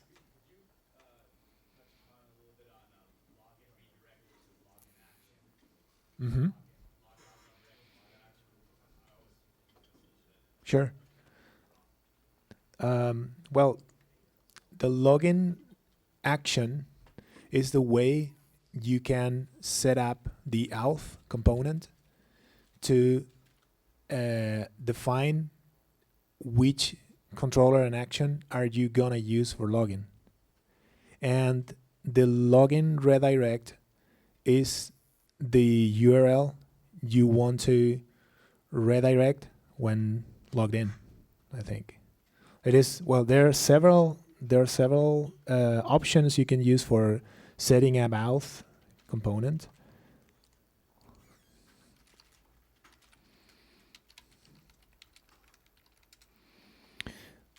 They are listed here. No.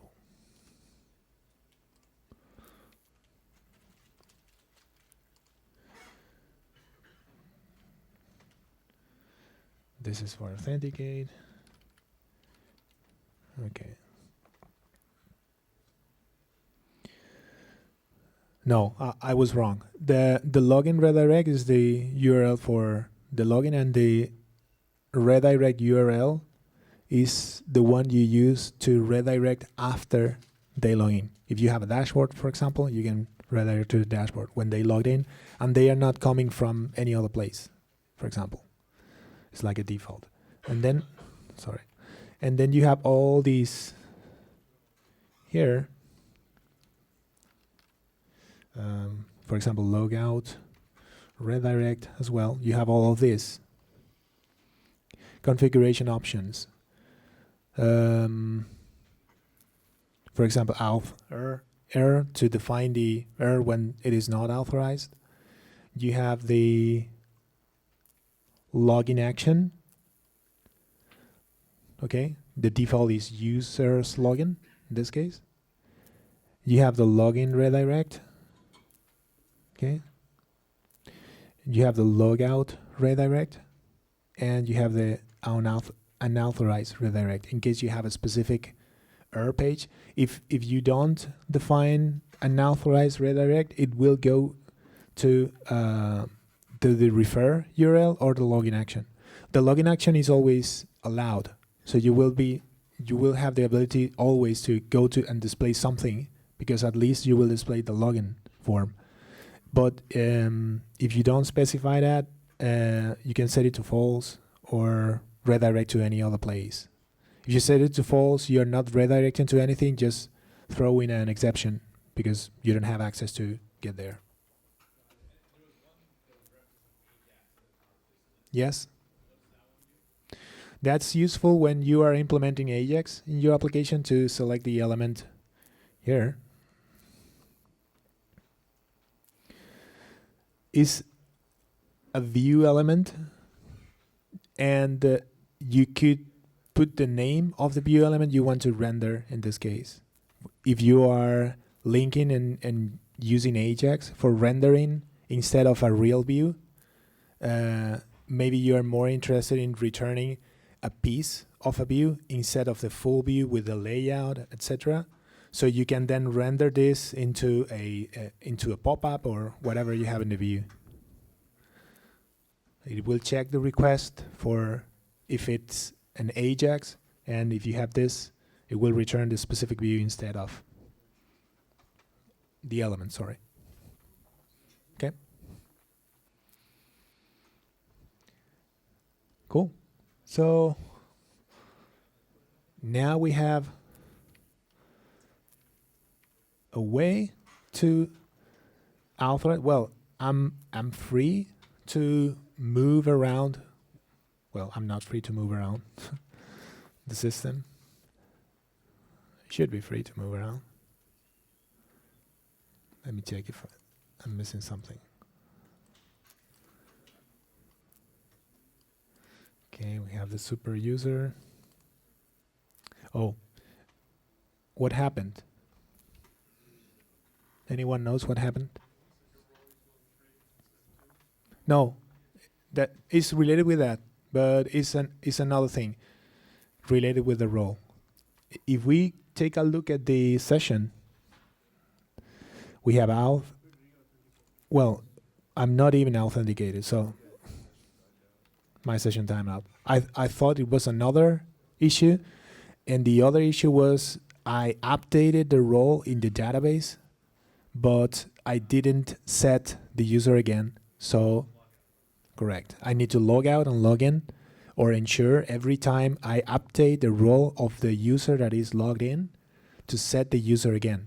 So their permissions apply immediately, because if not, the session is not aware of the change in the database, and we will have a different behavior, because unless the user logs out and logs in, then the new role will not get in place correctly. Okay. But in this case, I was not logged in. So logging in.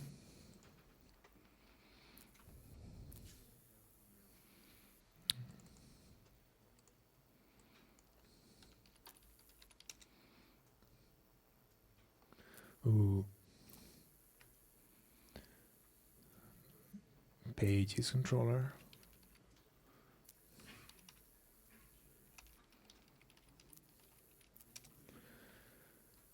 Event.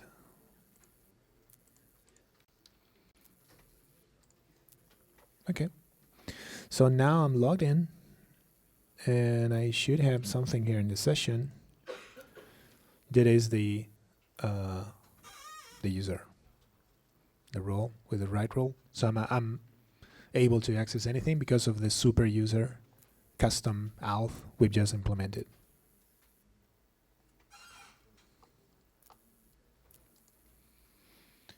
Cool.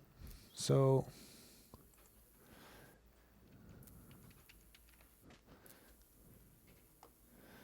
next thing would be improving our homepage. Keep in mind, now you have all the tools you need, because we've covered the controller layer, the view layer, the model layer. You know how to render a form. You know how to process a form post in one of your actions. You know how to retrieve data from the database. So you have all the tools to implement this new feature we want in the homepage. We want in the homepage a yes and no post links. So the currently logged in user could click there in yes or no and answer the question. Okay, we have a list. Let me go back. We have a questions home here. So we have all the questions, the answer, and the user. Okay, I want to have another column there with a yes and a no post links. So if I click on yes or no, I will answer the current question on the row. Okay, I'll give you 5 minutes or so to start building it, and then I'm gonna start building it quickly, so because we are a little bit tight on time and I want to cover a couple things more. But you should have all the, and if you don't have it, or you don't know where to start doing it, raise a hand and we can discuss it quickly. Because now you have all the tools. You know how to work with controllers, you know how to work with views, you know how to use the form helper. There is a method in the form helper that's called post link. You can check this one in the API or the book. The post link method will generate a link that is a form in itself, and you can set the data you want there. So when you click there, you will be posting some data to a specific action. And you could be the action, and you could do whatever you need there. Okay? 5 minutes.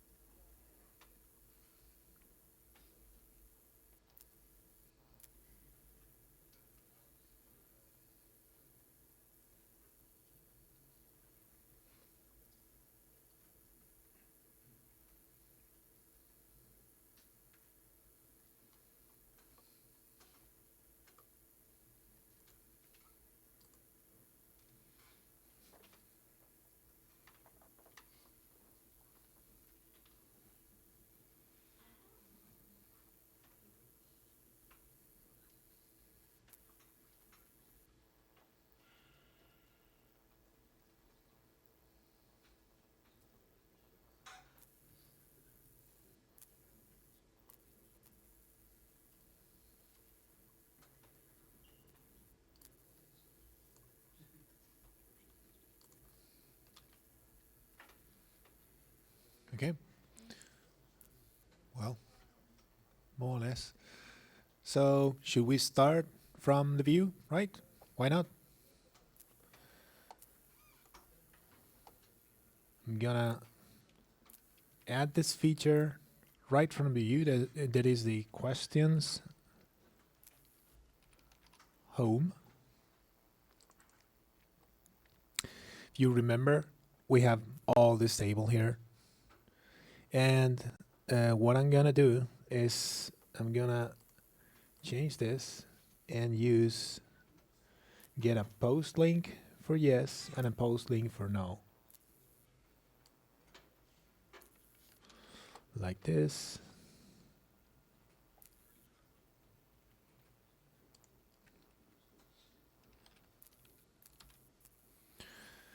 Okay, I'm gonna generate a post link and store the post link here in this variable that is a link for yes.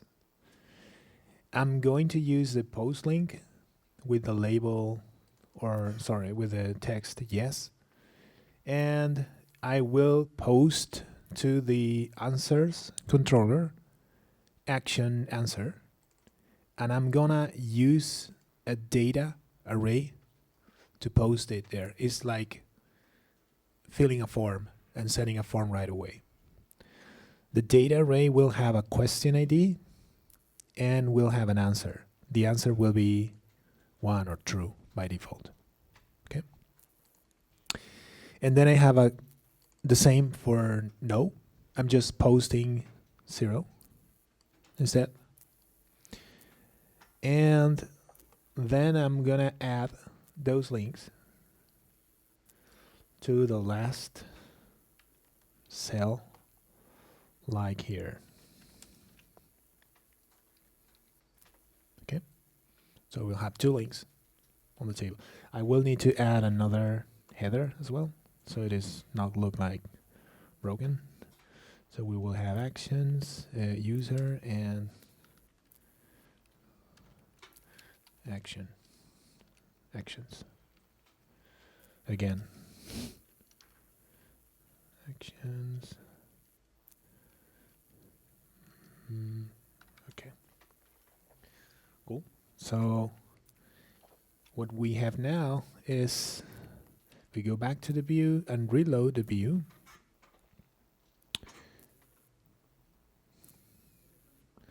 We will have actions here, and we will have a link to vote or answer yes, and a link to answer no for each of the questions.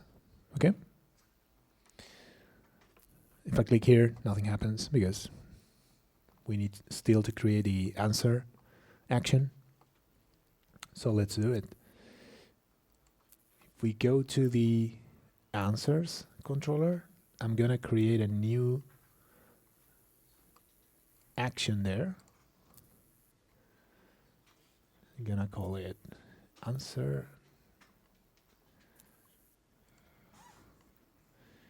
in the controller.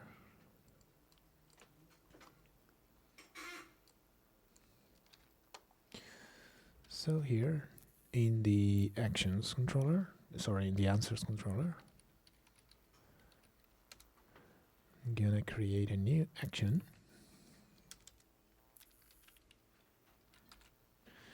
It is answer.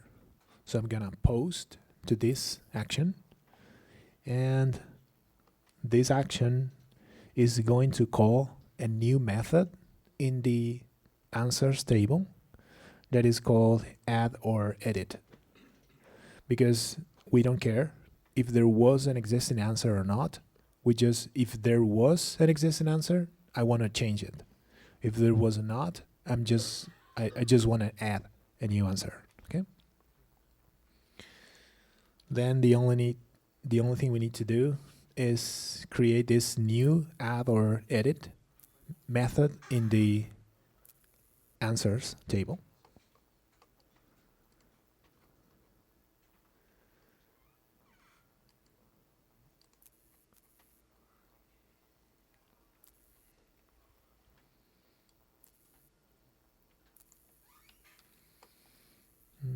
Okay.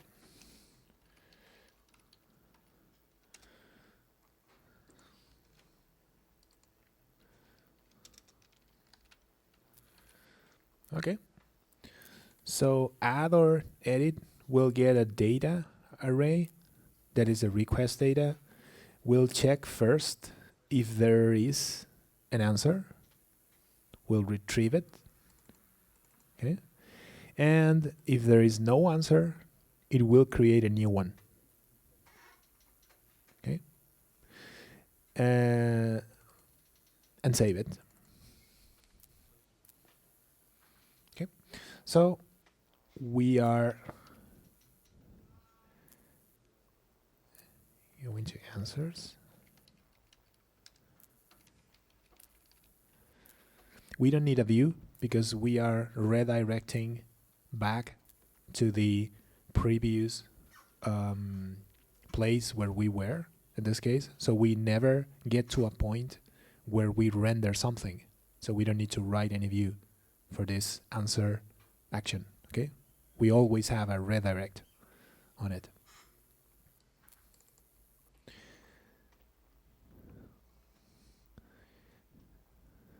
Okay, keep in mind here we are setting the user ID into the data array, and we are using alf component to get the ID of the user that is currently logged in. So when we create the answer, we will assign the correct user ID. We are overriding this user ID from the controller. We don't trust whatever is coming from the form. We're just taking care of it by ourselves at the controller level. So now if we go back here, reload the page, and we click for question 1, we click yes. Are we logged in? We are. We click no.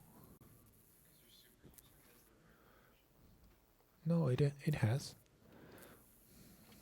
Well, let's take a look at what's going on.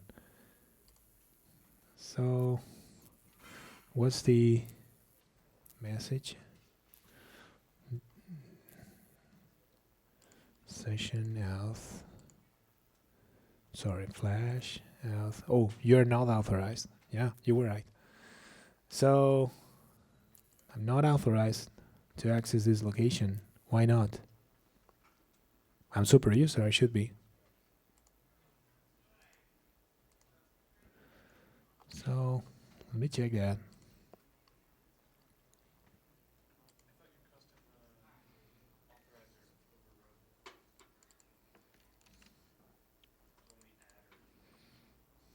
Oh, it is 3, right?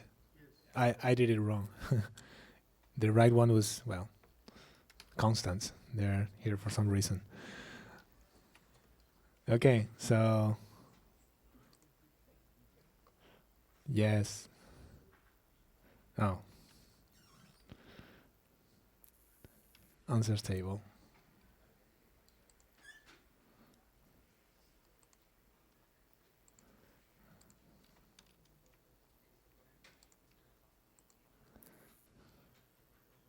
Right? So I have answered yes and no and yes. Let me fix that because I have overridden the view and we don't have the helper there. I want to see a yes or no. And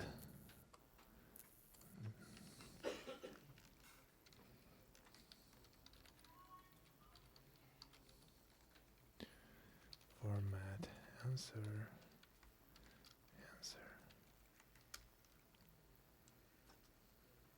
Okay. Okay. So if I say no here, I get a no with my name. So done.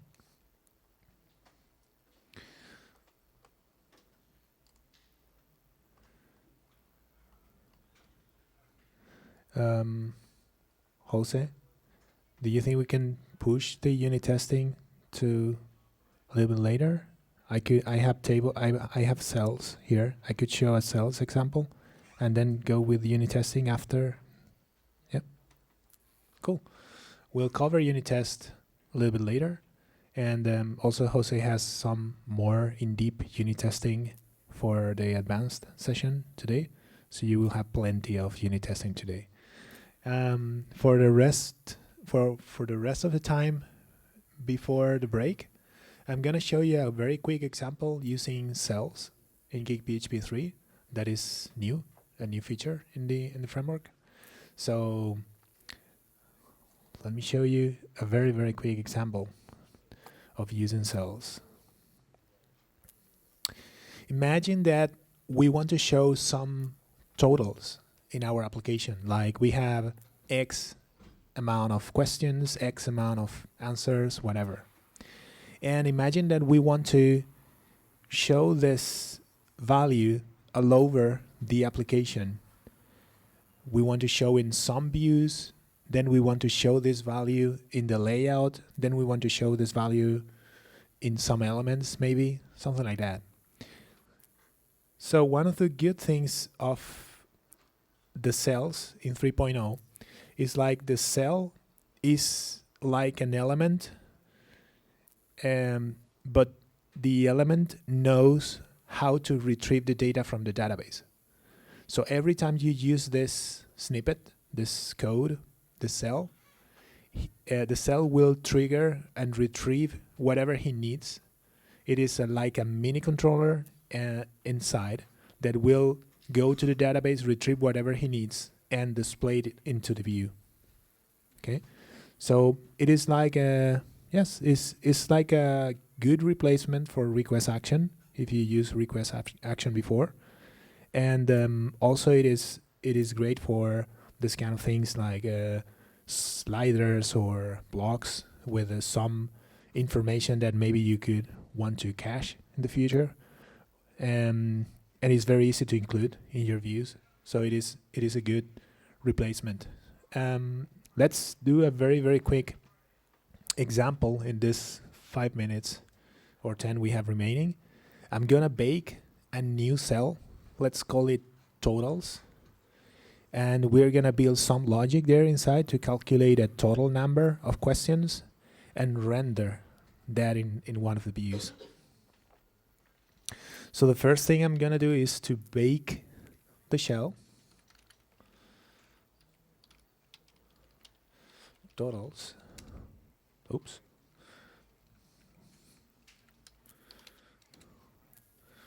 Okay, so I have a new cell.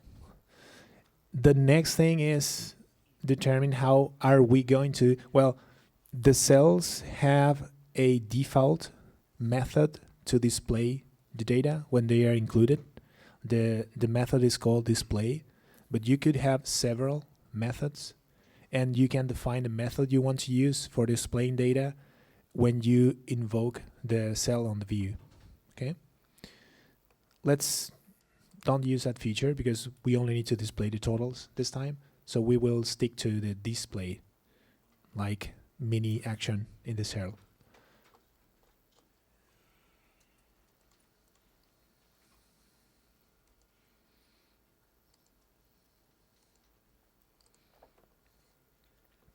So we will have the display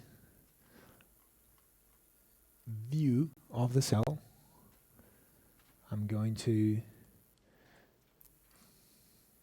get it from here.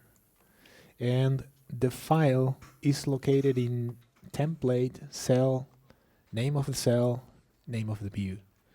So should be here in template, cell, sorry, template, yeah, cell, where is that? Cell totals display. So we are going to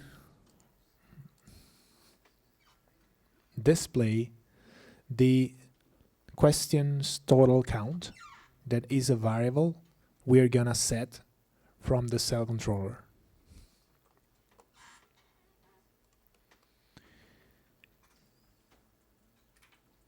So let's take a look at the cell itself and modify the display method. If we go to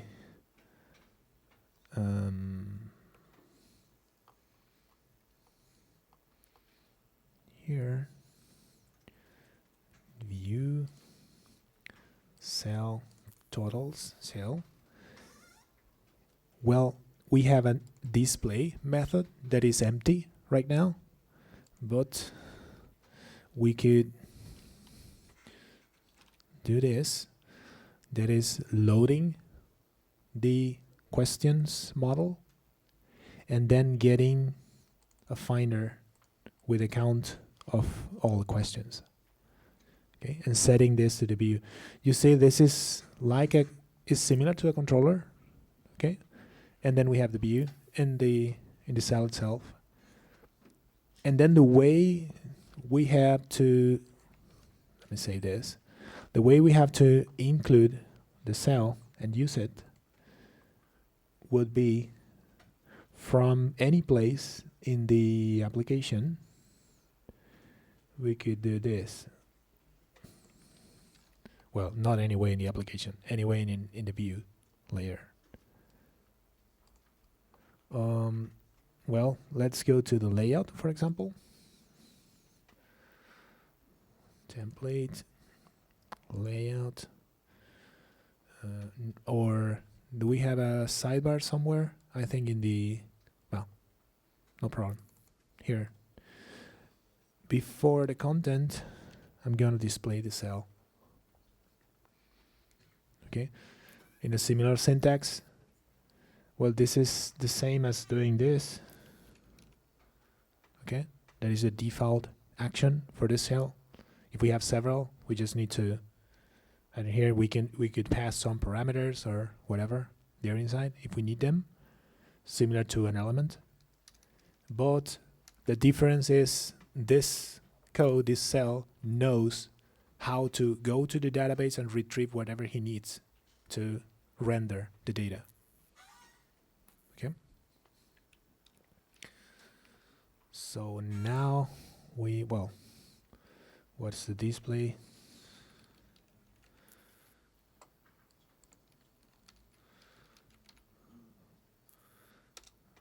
Okay, total questions. Let's say something like that.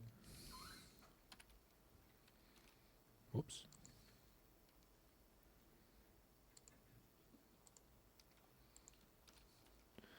And go back to the page. Take a look at the output. Okay.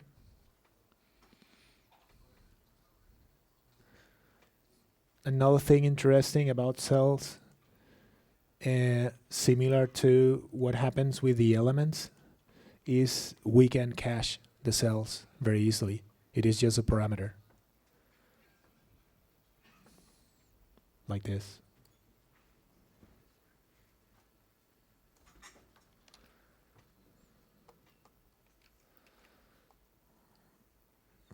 We go back again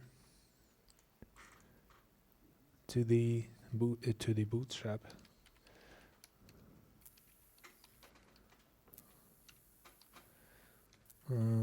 Here we have the cell.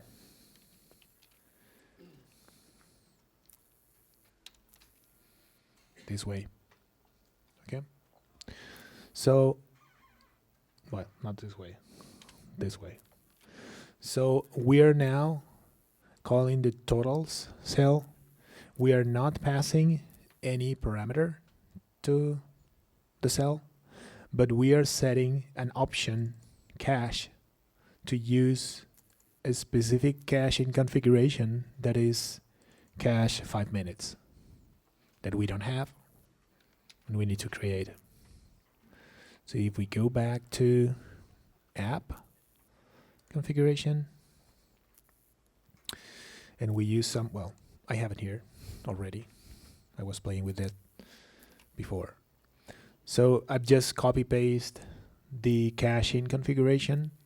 Obviously we are using file, that is bad.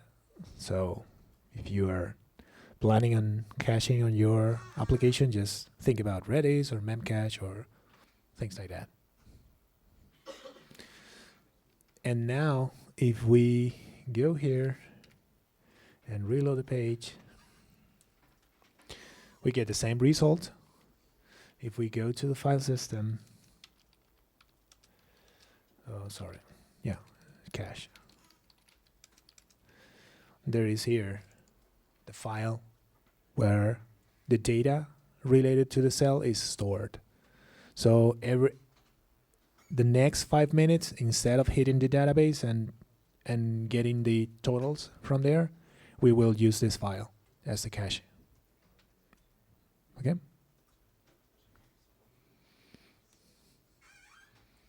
Questions? Yeah? Yeah?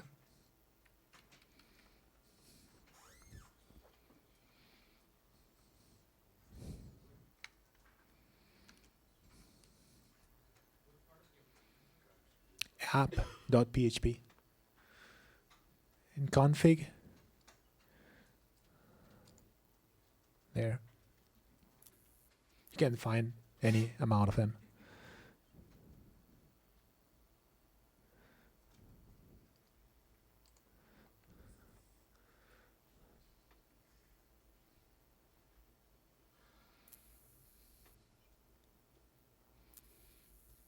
You could define a configuration on the fly if you like.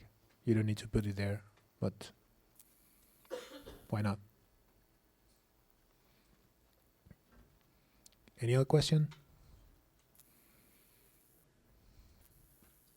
Nope. Then, thank you.